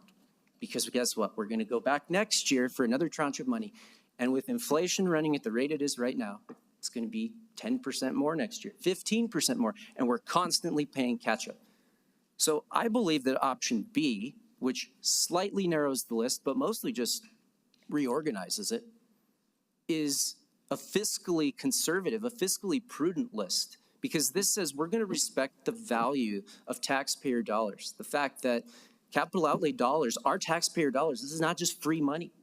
This is taxpayer money that Santa Fe allocates to us to complete these projects. And we have an obligation to put forward a list that respects that and respects our taxpayers. And that's what I believe my list is. You know where I cut the most projects? My district. Because it's not responsible for me to go and try to fund 10 projects when I have 2 East Mountain legislators. If they gave all their money to those projects, they still wouldn't get funded.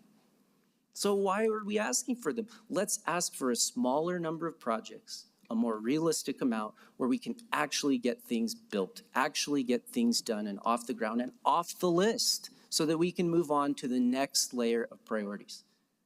So I think that's what my option B list does. If Commissioner Quesada wants to add in those projects that were removed, I would consider that a friendly amendment, though I totally vehemently disagree with the fact that, you know, we have a list of like 20 projects in one district and other projects with 2, but that's the system we got. And, you know, I think that this underscores for me the need to bring a resolution in the coming months to really reform how we do capital outlay and set some guardrails on how much, how many, and you know, setting forth on that point that we're only going to get 25% if we request, you know, last year requested 85 million and we got 21 million.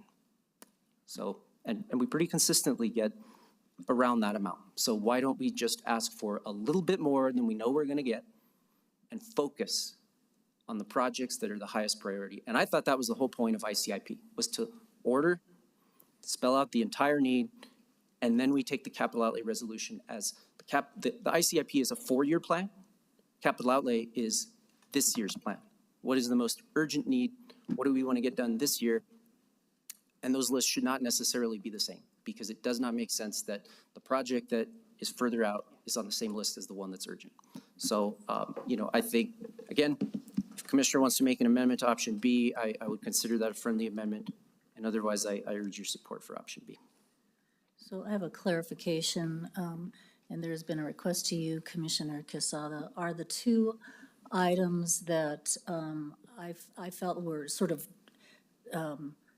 fell between the cracks between these 2 proposals on our list that shows the comparison, item 14 and 18 in District 2, the COVID memorial and the Trisco Land Grant Memorial, it says they were removed. Are those the 2 items? Commissioner Castillo? Yeah, those are the ones that are in my district. Yes, Madam Chair. So I would ask for expediency. I mean, you've been offered an opportunity to add those 2 as a friendly amendment. Would you like to do that at this point? Sure, I would love to do that. I appreciate that offer. Madam Chair. So is that Commissioner Olivas, would you accept that? So, I mean, what I think I is, haven't heard a motion. I would yeah, just, they do it on their own, I guess. yeah. If I may. Well, the important thing here is that this is a communication, Kathy, this is a communication to the state legislature. It is not doing away with anything on our ICIP list, correct? No, to your point, Madam Chair, Madam Vice Chair, and Commissioners, the ICIP is going to basically direct me and my team in developing project summaries for every single lawmaker in Bernalillo County. So the ICIP dictates that. And now that I know what departments are requesting for each of their projects on the ICIP, I will create project summaries for every single ICIP project. This doesn't do away with any of our long-range four-year plan for the ICIP. No, the ICIP has been adopted, Right. to your point. So what we're proposing here is a communication to the legislature of priorities. The capital outlay request is priorities that we propose to the legislature. Historically, Madam Chair, historically, the capital outlay resolution would list every single ICIP approved project in the capital outlay resolution. The difference between our ICIP and this capital outlay resolution, it actually tells lawmakers for all these ICIP projects that are listed in Bernalillo County, this is what county is requesting for each of these projects, because So it can be, excuse me for it's a interrupting, it can be a amount. smaller amount Right. than identified in the ICIP. Exactly. And it can show prioritization. It can show prioritization, And but our typically it does. ICIP does already. We already ranked projects in our ICIP. But the capital outlay shows our priorities and communicates that to the legislature. The ICIP designates our priorities. Yeah. And so therefore, historically, the projects I listed in our resolution option A reflected the exact ranking order of the ICIP. I did not move things around. If housing was number one in ICIP, it remains number one in the category that it's assigned to, that I assigned it to, which in this case, in my version, option 8, was countywide economic development opportunities, because housing is related to that. But you make the decision on where it goes within the category. Categorized, yes, ma'am. So that, and that's your role that you've taken. That's traditionally the role that the capital outlay staff, that Clay formerly and now you. Yes, ma'am. Yes, Madam Chair, liaison. yes. Yeah, Historically, okay. that's what we would do. Okay. This year, when I sent you all that proposed resolution, my draft, A month ago, I did let you all know that I had categorized our ICIP into various categories, because we have a ranked listing in ICIP. But as I've mentioned before to Commissioner Olivas and to other commissioners, a project listed as number 46 on our ICIP might be a number 1 project to a lawmaker. So, and that lawmaker is going to fund that project. They're not really looking at the rankings. They're looking at their projects that they want to fund. Mm-hmm. So at the end of the day, this capital outlay resolution outlines our ICIP listing. It gives a specific amount that we want for each of these projects, because we know we're not going to get $50 million for a project. We're asking for phased amounts of money, because we're going to balance what we get from lawmakers, maybe with GO bonds, to try and throw in a little bit more in that pot for that project. We're going to look for grants. We're going to do those kinds of things to try and beef up this project's total committed funding, because we know it's not all going to come from the state legislature. So. Thank you. And both option A and option B before us do that. Option A has all the projects. Option B can have all the projects with a friendly amendment. Thank you. So, Madam Chair? Madam Chair. Commissioner Casado, then. I'll yield to Commissioner Benson. I don't like the tone of this conversation, Madam Chair. Commissioner Olivas said there's bullying going on. That's absolutely not true. He said that he did not commit an ethics violation. Nobody said he did. Commissioner Quesada was asking why his items were removed. That was it. I don't like the tone of calling out gaslighting. I mean, so phrase is thrown around a lot. So I think there's potential interference going on with county staff. It's outside of our scope. It's just outside of our scope, based on the definitions that Commissioner Quesada read. So if we as a commission want to change the ordinances, that's great. Let's vote on it. That's it. But to start yelling at each other and making accusations, I still like the tone of it. Thank you.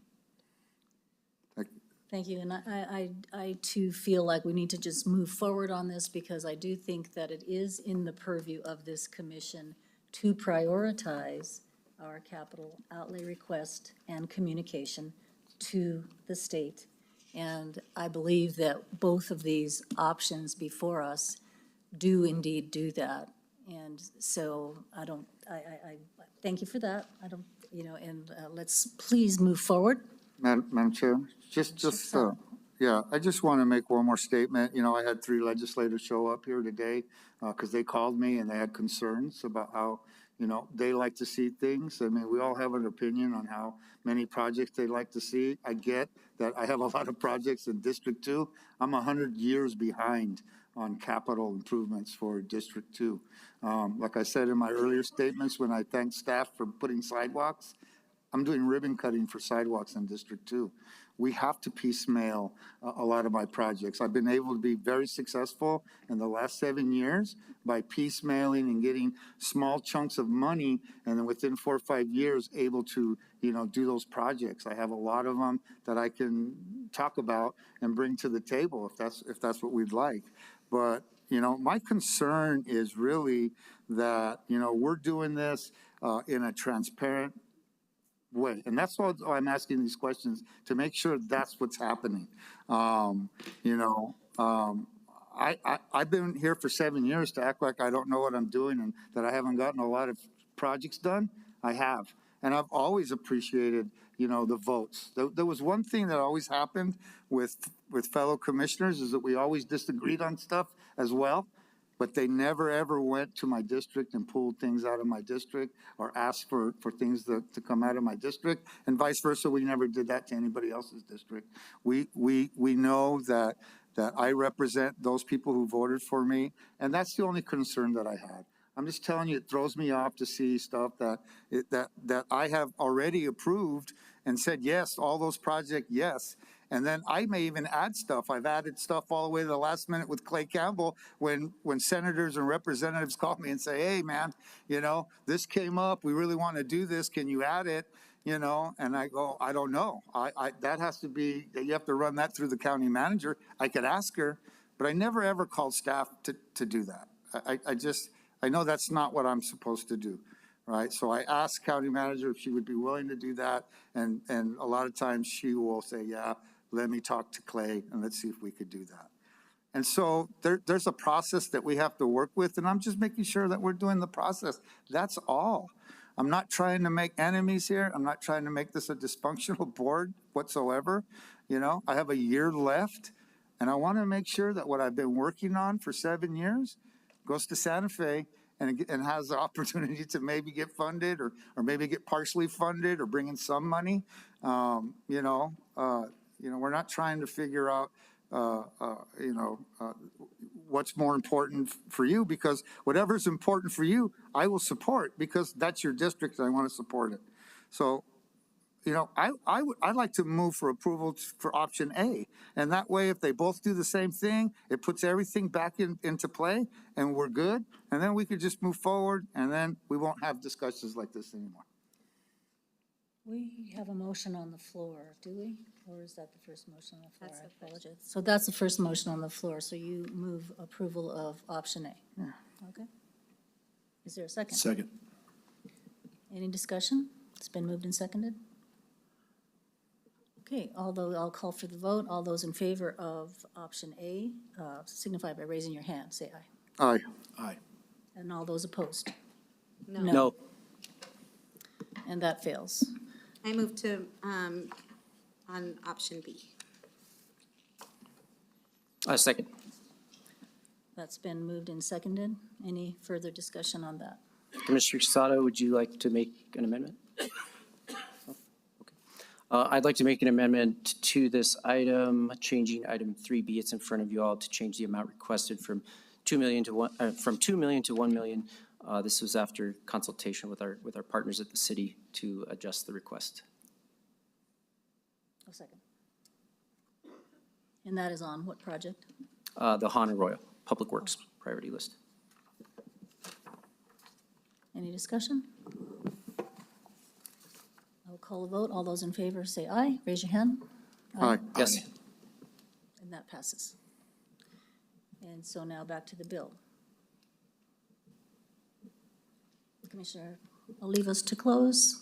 I just want to say, I think this is, it's really the same list. The omission of a couple of projects was really a communication error between staff and I, and, that's, sorry that happened, but that was never meant to be an oversight of a District 2, regardless of what is said about that. But I think that, going forward, we really need to think as a commission and talk to our department heads and our staff about how we can get smarter about doing capital outlay. How can we lead the way in the state for showing a really progressive and forward-thinking capital outlay system? I think this is a big improvement, but I think that we still have a ways to go. And with that, I ask for your support. All those in favor, raise your hand and say aye. Aye. Aye. All those opposed? No. And that passes on a 3-2 vote. Thank you. Item 9F, Economic Development. Madam Clerk, can you please provide resolution number? Yes, ma'am. Let me get clarification from Julie. Since Yes. It'll be 118? Yes. Okay. AR 2023-118. Thank you.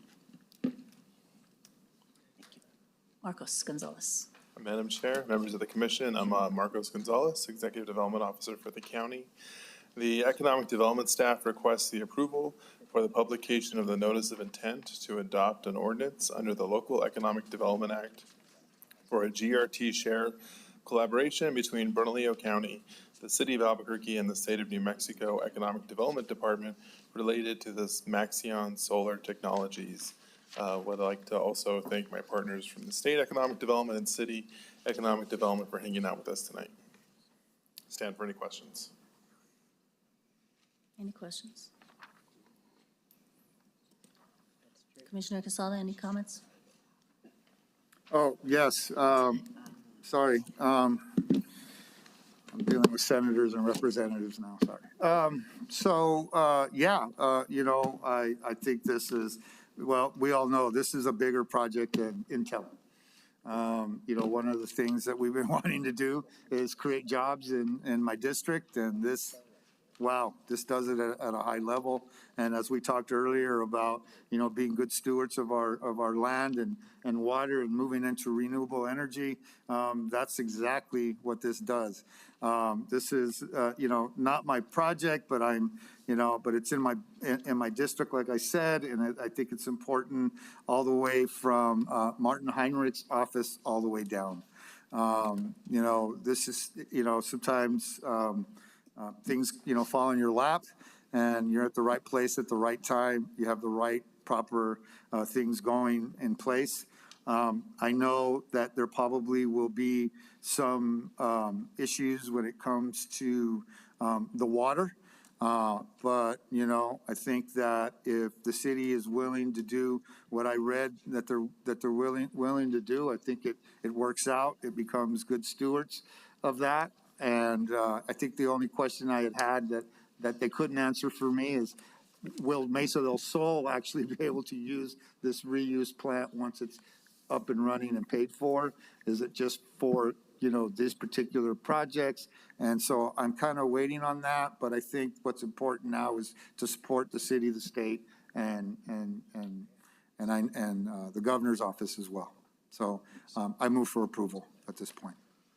I have one comment. I am in favor of this. I do caution, and I know that the Albuquerque Bernalillo County Water Utility Authority is looking at this very closely, and I don't think that it's a small thing to really put a magnifying glass on that and really look at water use. I mean, this is what we've been talking about today with protecting our environmental assets as well as developing new opportunities for business.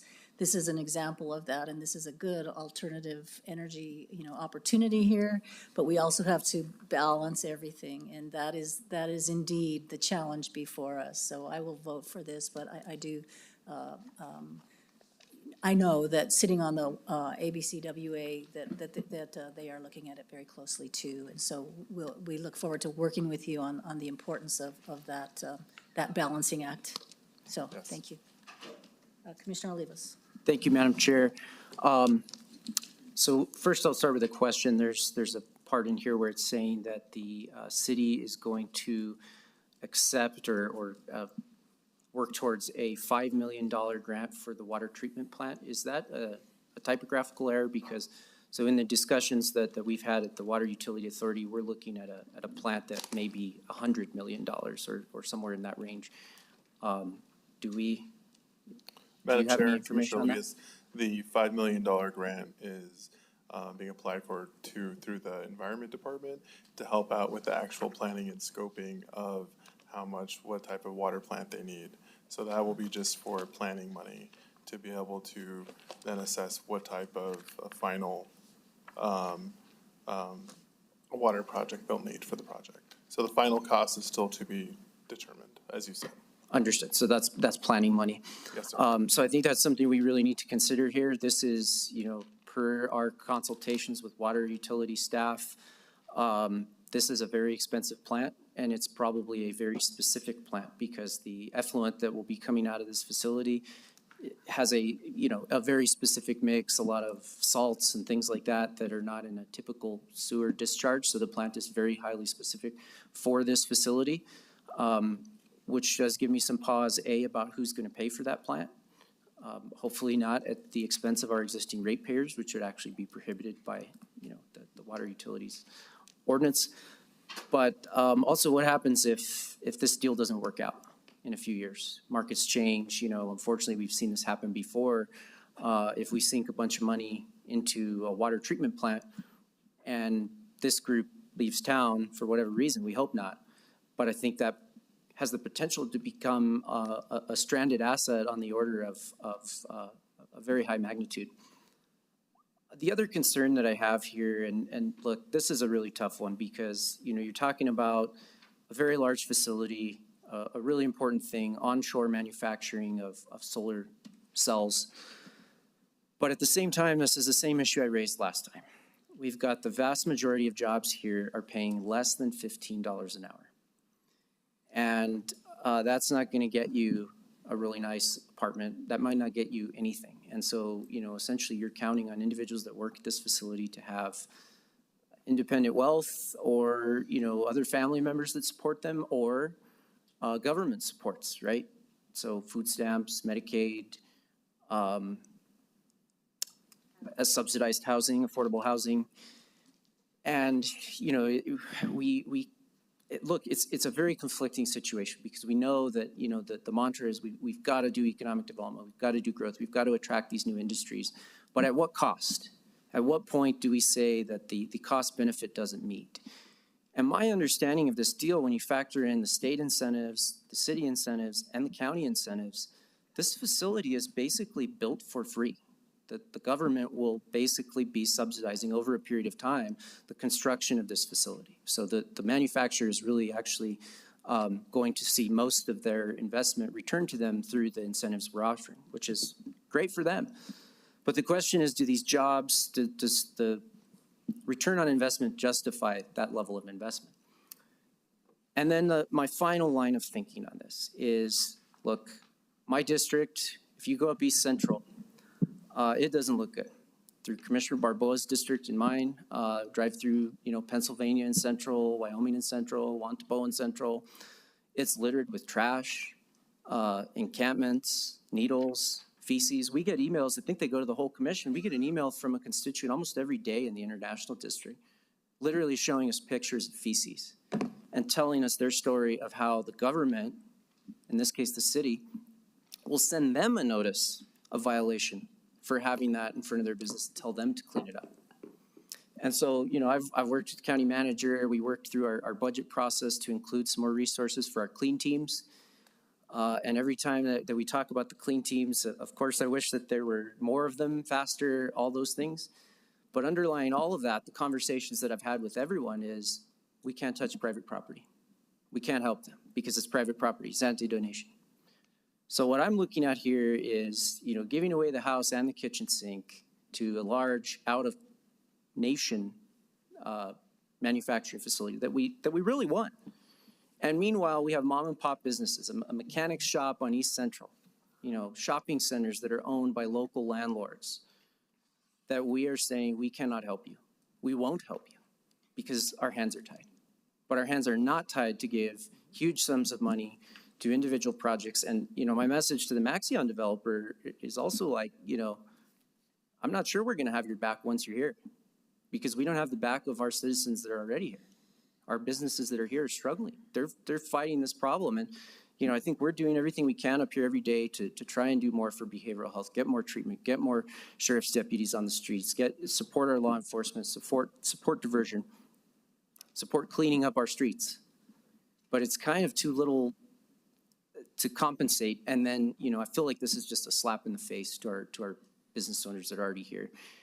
And so as much as I want to support this on the merits that this is a really important project, this is a big project, this is, you know, something that everybody has supported, I can't do it. I can't do it anymore. At some point, someone has to say no more. Someone has to say this is not worth it. And by the way, we are abandoning the families and the businesses that built this community. And I'm sorry, but I can't support this. Any other comments? So did I have a motion on the table? Yeah, I moved, but if I can, you know, just talk about one of the comments, because I 100% agree with the payment and the pay scale that Commissioner Olivas just stated. You know, we did do a deal with Topgolf, and we dictated how much they were going to pay these people, you know, based on what did we give them? GRT? What did we give them? Lita? For Topgolf? Madam Chair, Commissioner Quesada, it's similar to this, except it's at a local level rather than the GRT share model at the state. So we did write in that they had to pay an X amount of dollars per hour in order for that to make it worth our community, to put that in the community. They had to meet certain job requirements in order to get the LEDA cash portion. Yeah. So, you know, I think an amendment on that would, you know, and I know it's risky. I know it is. But I have to agree that, you know, we're in a place in New Mexico where people can't live. And that's just the reality of it. But again, we're in a state that doesn't have many jobs or opportunities either. So it's a conundrum. It really is. I want to support it as it is now, but I think that something that because it's right. Because I don't know how many conversations I've had with commissioners saying, well, where's the tax breaks for the small businesses? Every time I bring that up, that clears a room. You know, you can clear a room by saying that or talking about immigration in a construction meeting. That clears a room pretty quick, right? And so we know that we don't, you know, I mean, we have a commissioner up here as two commissioners who are small business owners, and where's their tax break? Where you know, where's their relief? And I get that, right? And it's a strong statement, and it's a real statement, and it should concern us, right?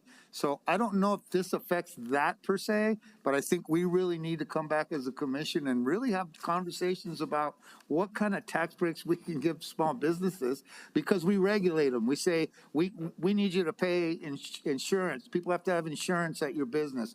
You know, if you have 3 or more employees, you have to pay X and this and that and that. But we don't put our money, government doesn't put their money where their mouth is and say, if you do that, we will subsidize half of it. We will subsidize a quarter of it by tax breaks or tax relief, right? But I could never get a conversation moving forward on that. It always just dies somewhere.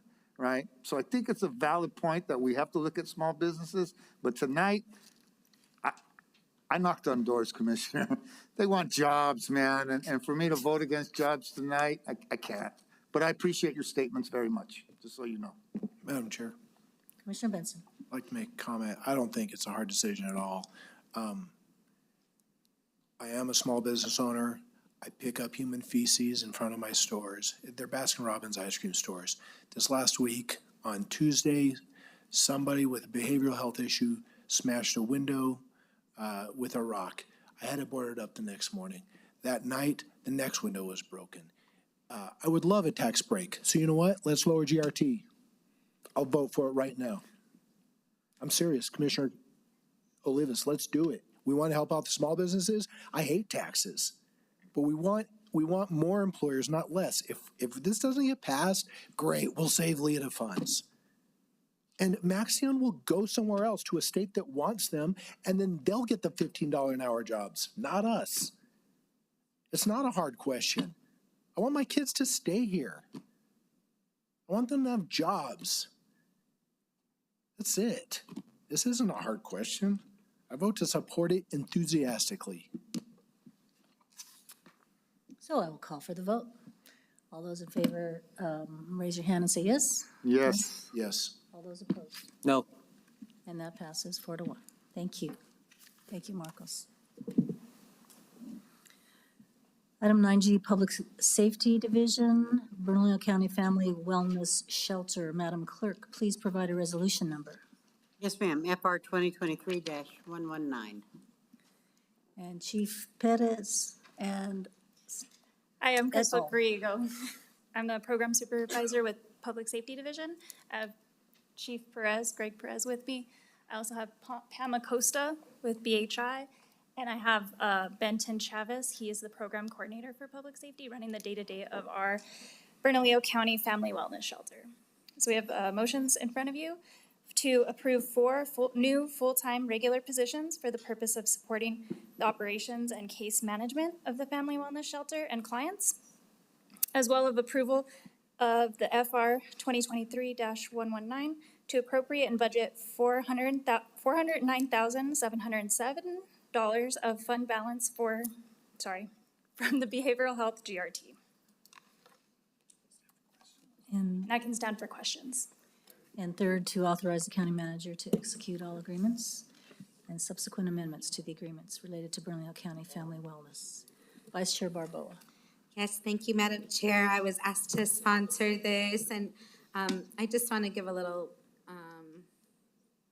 bit of time. So I do have questions about, I fully support 4 new case managers for all the many needs we have across our county, specifically for this wellness hotel. We're entering the cold months. When my first year on commission, I was asked by city council to come in, and at the time, Bernalillo County did not have wellness shelters. We were not doing housing kind of shelters for our community. The city Department of Family and Community Services pulled me in. We had a community meeting, and folks really named that at least at the minimum to be able to stop people from dying because of inclement weather, that we would, and asked me if I could sponsor a wellness hotel for the winter months. I came to the county manager. She then obviously came to Chief Pettis. We opened that, I believe, in like October, November. It was supposed to be closed by April. Thankfully, to Ben Chavez's success here with clients, they did well. People that even when we closed, when we weren't, when not everybody was necessarily found an individual housing spot, they were, we got great reports. I asked Commissioner Benson to come to a debrief. We heard great reports that even the folks who didn't get like a voucher or a permanent place, that they were reunited with family members, that they made connections, that they were maybe sober for the first time in their lives. So there was so much just results that came out of that. We also, I asked the questions, like, this is a wellness center we hear everywhere. Anytime we try and put up something like this, that not in my backyard, nobody wants it here, right? So that's why we've been able to use these hotels and avoid that, not in my backyard. And I asked the question, and Commissioner Benson, I hope he recalls, right, that they came up to us and they said, the neighbors are actually seeing less crime because we have security, because we have people surrounding the hotels, and because we have people actually in there providing case management, support services, wraparound services, right? So to me, it's beautiful outcomes. I was glad when I heard that Chief Pettis was going to talk more about wanting to continue. What I have continually brought up, and I just have to comment on it, is that when we say that we are only going to serve families, then we're not doing that purpose of relieving people from the possibility of death because of winter. We're not relieving the streets from the people who use feces. We're not doing those things, right? Even for a night or for the 30 days or for however long they can be there. But of course, I know that there are families largely in my district that need this support. So I support it, but I do worry about us. I don't believe we have the data to say that this is the population. We have to be over this population. I don't believe that we're working collaboratively to see the full picture, to say what's the greatest need in data in our communities.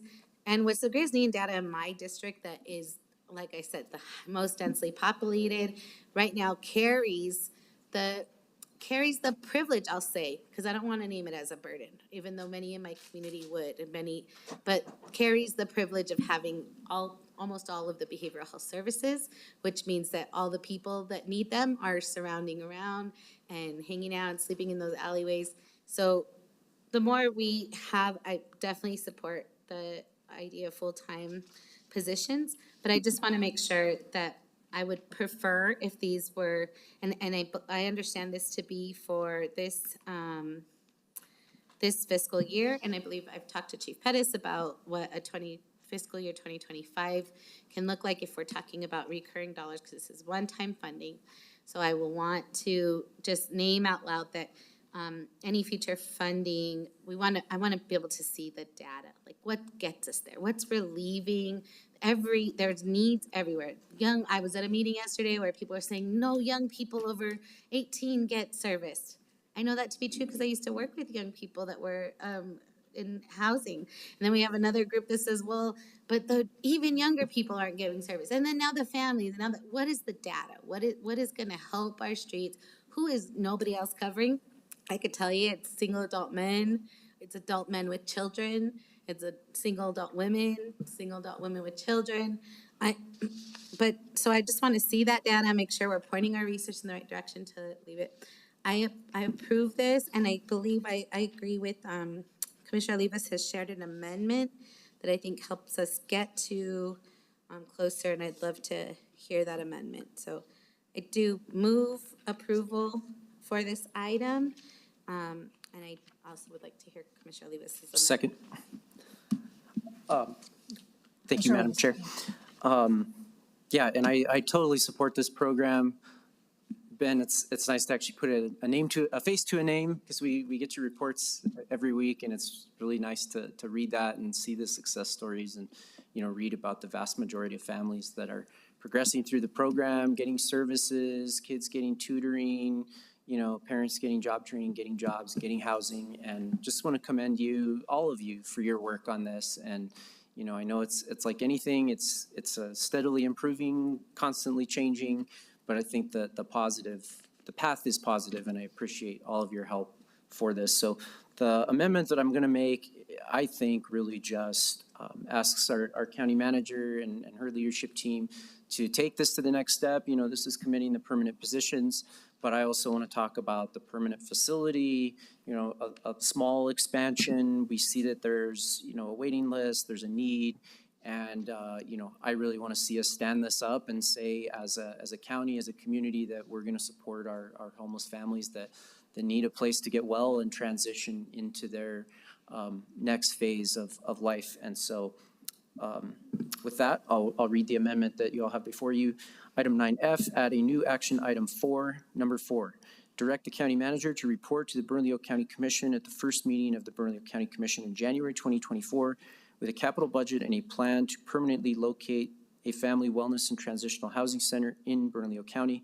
Priority shall be given to underutilized existing county facilities, other surplus government property, or private facilities the county could purchase and convert to serve this purpose. The Family Wellness and Transitional Housing Center facility shall house a minimum of 40 families and include space for wraparound services and meet the specific needs of children, such as having space for safe outdoor recreation and tutoring. This facility shall operate under a good neighbor agreement with surrounding community and offer low barrier entry to families in the community. So moved. Second. Any discussion? So on the amendment, all those in favor signify by saying aye. Yes? Yes. Aye. Aye. So that passes. And on to the bill. So moved and been seconded. It's been moved and seconded. Any other? I'll Just- call the question. All those in favor? Aye. Aye. Yes. Aye. Thank you. Thank Thank you you for all. your Thank work. you, Vice Chair. And now we move on to item 10 on the agenda, approvals, capital improvement program, multi-award request for proposals for nonprofit organizations and services in Bernalillo County. Chief of Government Affairs, Kathy Court. Hi, thank you, Madam County Chair. Madam Chair, I'm getting tired. Madam Chair, Madam Vice Chair, and Commissioners. The motion before you is to authorize the county manager to award RFP number 66-24-JM for nonprofit organizations and services in Bernalillo County. Number 2, to authorize the county manager to execute the agreements for nonprofit organizations and services. And number 3, to authorize the county manager to execute any amendments to the agreements. We did publish a multi-award request for proposal in July. It closed on July 31st. It was intended for all nonprofit organizations that will see capital outlay funding in the 2024 legislative session. The 17 nonprofit organizations that were deemed RFP finalists have their projects included in the ICIP that this commission approved in September. I'm bringing this multi-award request for proposal to you this evening versus after the 24 legislative session because we did have a nonprofit organization that received 2023 capital outlay funding and had not participated in our multi-award request for proposal, and therefore we didn't have any type of anti-donation compliance in the realm of procurement for this one nonprofit organization. So this nonprofit organization did participate in this RFP. We've got their capital outlay grant ready to go, but we can't move it through the system until we have a procurement process in place for this particular nonprofit. For the other nonprofits that are included in this batch, they have their RFP finalist letters. They'll be seeking their legislative funding in the 2024 legislative session, and this will be done for them so we can just move forward with their grant agreements as soon as that session is over and we know exactly what the governor has signed into law. So I'm open for any questions. Thank you. Any Make a questions? motion to approve. Moved and seconded. Any Madam Chair? questions, discussion? Commissioner Olivas. I just wanted to thank Ms. Court for your work on this. I was actually out at the East Mountain Food Pantry today, taking a tour and looking at their good work out there, and they actually commented on this process and the improvements that they've seen and, you know, what they're hoping for, because I know that now we're trying to front load this rather than back load it. But either way, I think it's a gradual evolution towards an improved process, and I just want to commend you for your work and getting this before the commission to support our nonprofits. Thank you.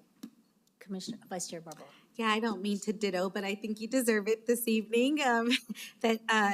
You know, I think the process has been so much more transparent. You've asked all of us to reach out to nonprofits that might be interested. And I know that people got a big swath and you've been doing so much more to make sure that people are aware that nonprofits are aware that this is available and that we do have a process.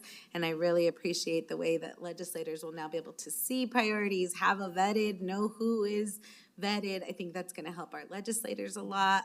And like I said before, I'm excited for you to be at the Roundhouse and really inform our legislators about our priorities based on those vetted proposals that you've already established. So I just wanted to also thank you for that work. I think it's made great strides. Thank you. I support this. Any other comments? All those in favor? Aye. Aye. Yes. That passes unanimously. Thank you, Ms. Court. Thank you. Move on to 10B, Finance, American Rescue Plan Act, award approval of projects. Shirley Reagan, and I'd like to state really quickly on this first item B. I am not listed as a sponsor, but I'm sorry, Denise, I didn't see you. It says Shirley on here. It's late too. I really support this. This is a very good project of a purchase, a reappropriation brought forward by staff. We deferred it so that we could get it right, and we did, and we reached out to the neighboring Neighborhood Association of Wells Park, and they endorsed it completely, and it is for affordable senior housing near 4th Street. So Denise, thank you. So the first motion is to approve the reallocation of ARPA funding in the amount of $2,300,000 from the project approved as C11 Single Site Housing Project. This funding was originally approved by the Commission on September 27th, 2022, in accordance with the expenditure category 2.15 Long-Term Housing Security Affordable Housing.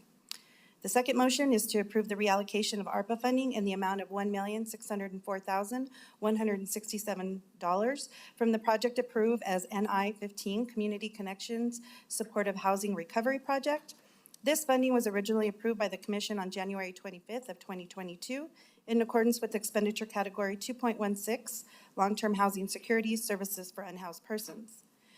Therefore, the core team is requesting funding from both of these motions to be reallocated to the project NI 19 954 Street Apartments Senior Housing Building Purchase in accordance with the expenditure category 2.15 Long-Term Housing Security Affordable Housing. The third motion is to approve the total amount of ARPA funds in the amount of $5.2 million plus closing costs split between the parties for this project. This amount obviously is derived of the two motions for reallocation, and then there's some additional ARPA funding that will be applied. The final motion is to authorize the county manager to execute the real estate purchase agreement and any subsequent amendments, including amendments related to and resulting from this request. I stand for any questions. I move approval. Second? It's been moved and seconded. Any questions or discussion? Great. Seeing none, all those in favor? Aye. Yes. Aye. And that passes. Aye, I'm sorry. Thank you. Thank you. Thank you. Item 10C. Madam Chair, as member of the Commission, based on the analysis that has been completed, the Bernalillo County ARPA Core Team is recommending the approval of ARPA funds in the amount not to exceed $4.8 million for NI 21 Los Vecinos Community Center addition and renovation in accordance with expenditure category 2.22 Strong Healthy Communities Neighborhood Features that Promote Health and Safety. This funding will enable the county to complete the renovation in addition to the community center, including a new multi-purpose room, meeting rooms and lobby, bathroom facilities, parking, drainage improvements, and related site and stormwater infrastructure. This project is 96% ARPA funded and resides in District 5. I'll stand for questions on that motion. I'd like to make the motion. I'll second. Madam Chair, I have a question. Commissioner Benson. One question, where did these funds come from originally?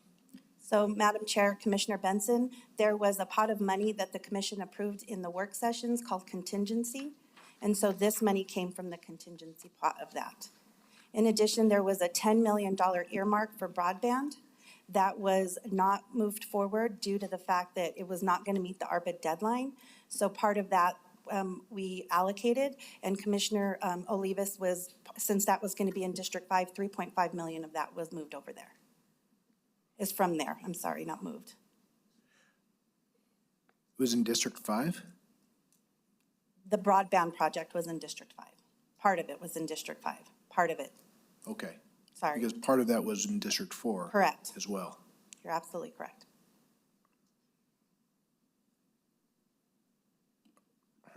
Okay. Thank you.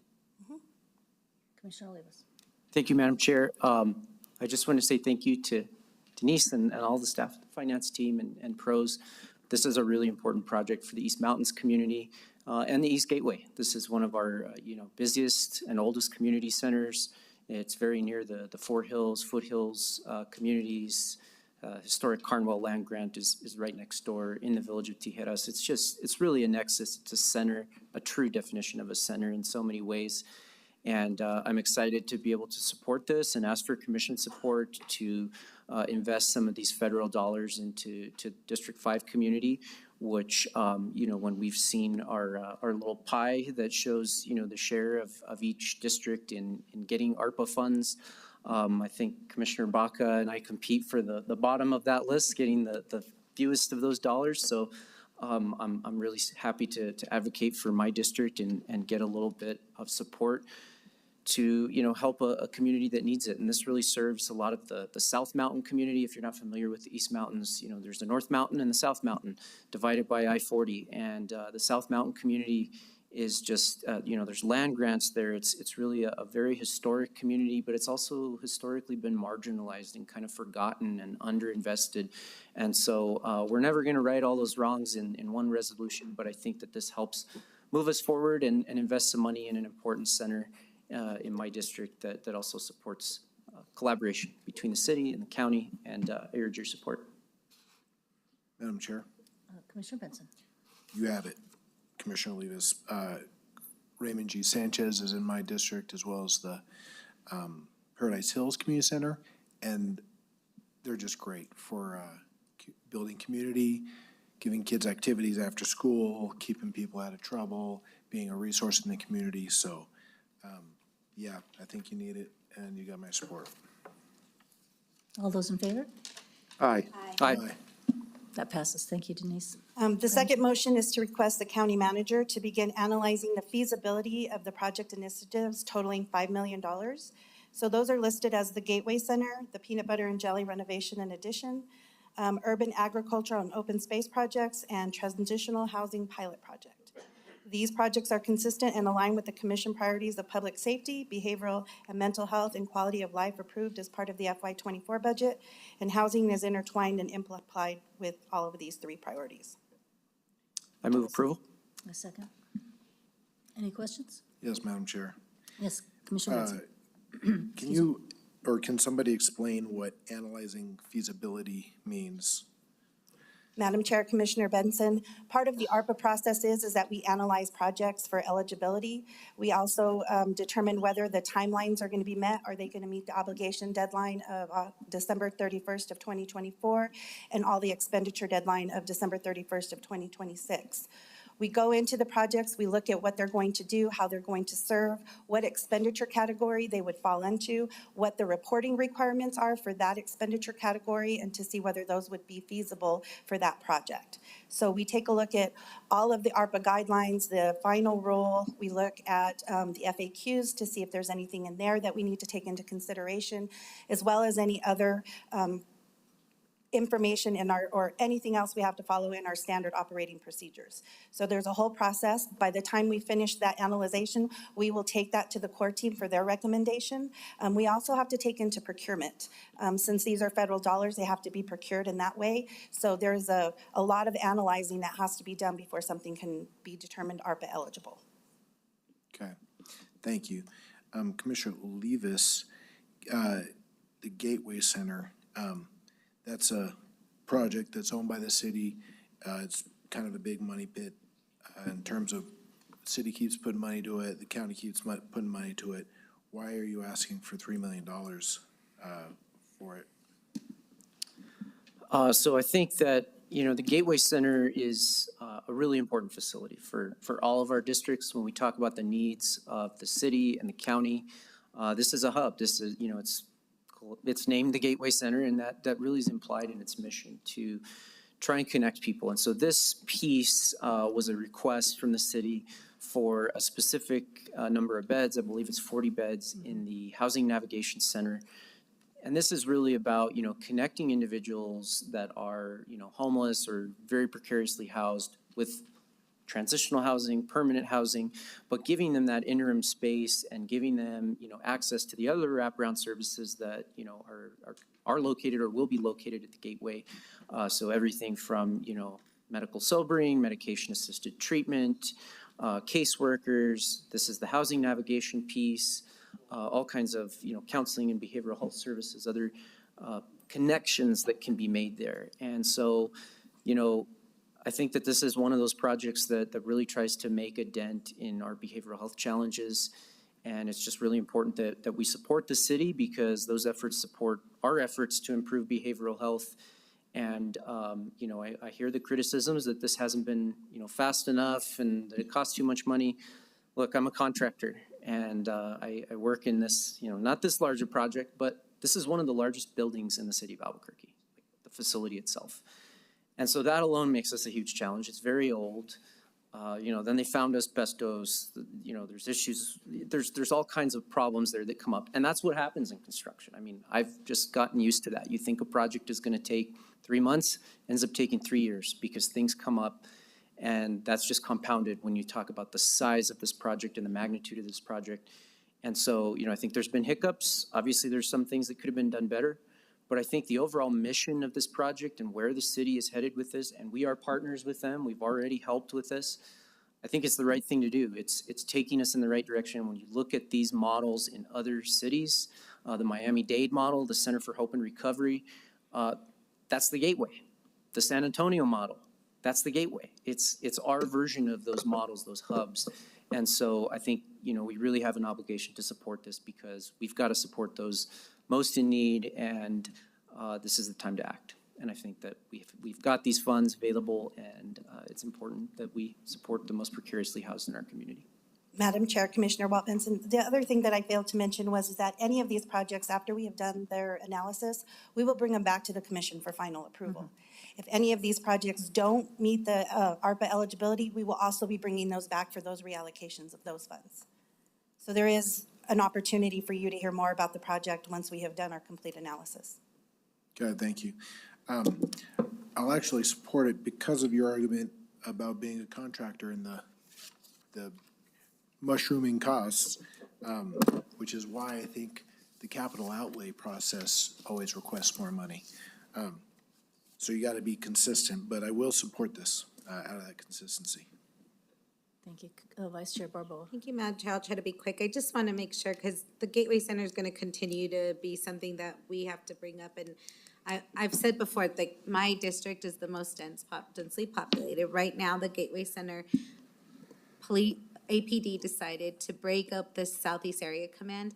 So now there's about 54 officers just covering an 8-mile radius that they call now the Southeast Area Command. The University Area Command also has 40-some officers to cover the rest of what used to be the Southeast area. And they said that they were doing that because that is the highest calls that they get.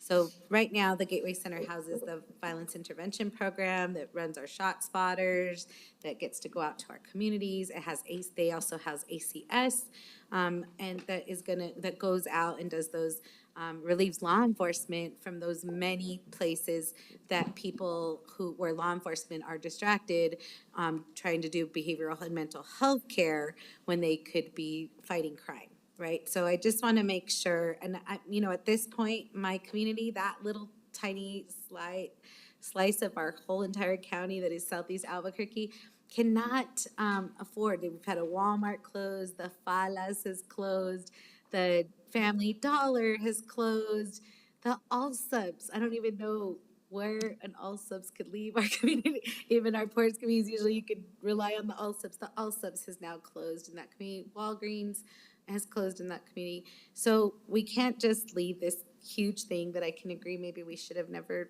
maybe, I don't know that I agree. I think it's a great investment for what's needed, but you know, it's moving, and we need to be able to support it. We can't have another big gaping hole in this tiny part that's really carrying so much of our city's burdens.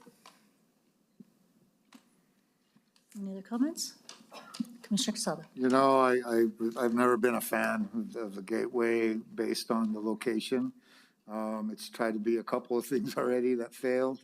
And, you know, I just don't know how we're going to get, you know, people there. When I first met with the mayor when I was elected, I said, how are you going to get the people there? And he goes, well, we'll bus them. And I said, wow, because it cost me $1 million to bus a half a mile longer to get people to Joy Junction, and you want to charge the county $1 million more a year to just go a half a mile. So, you know, I'm hoping for success.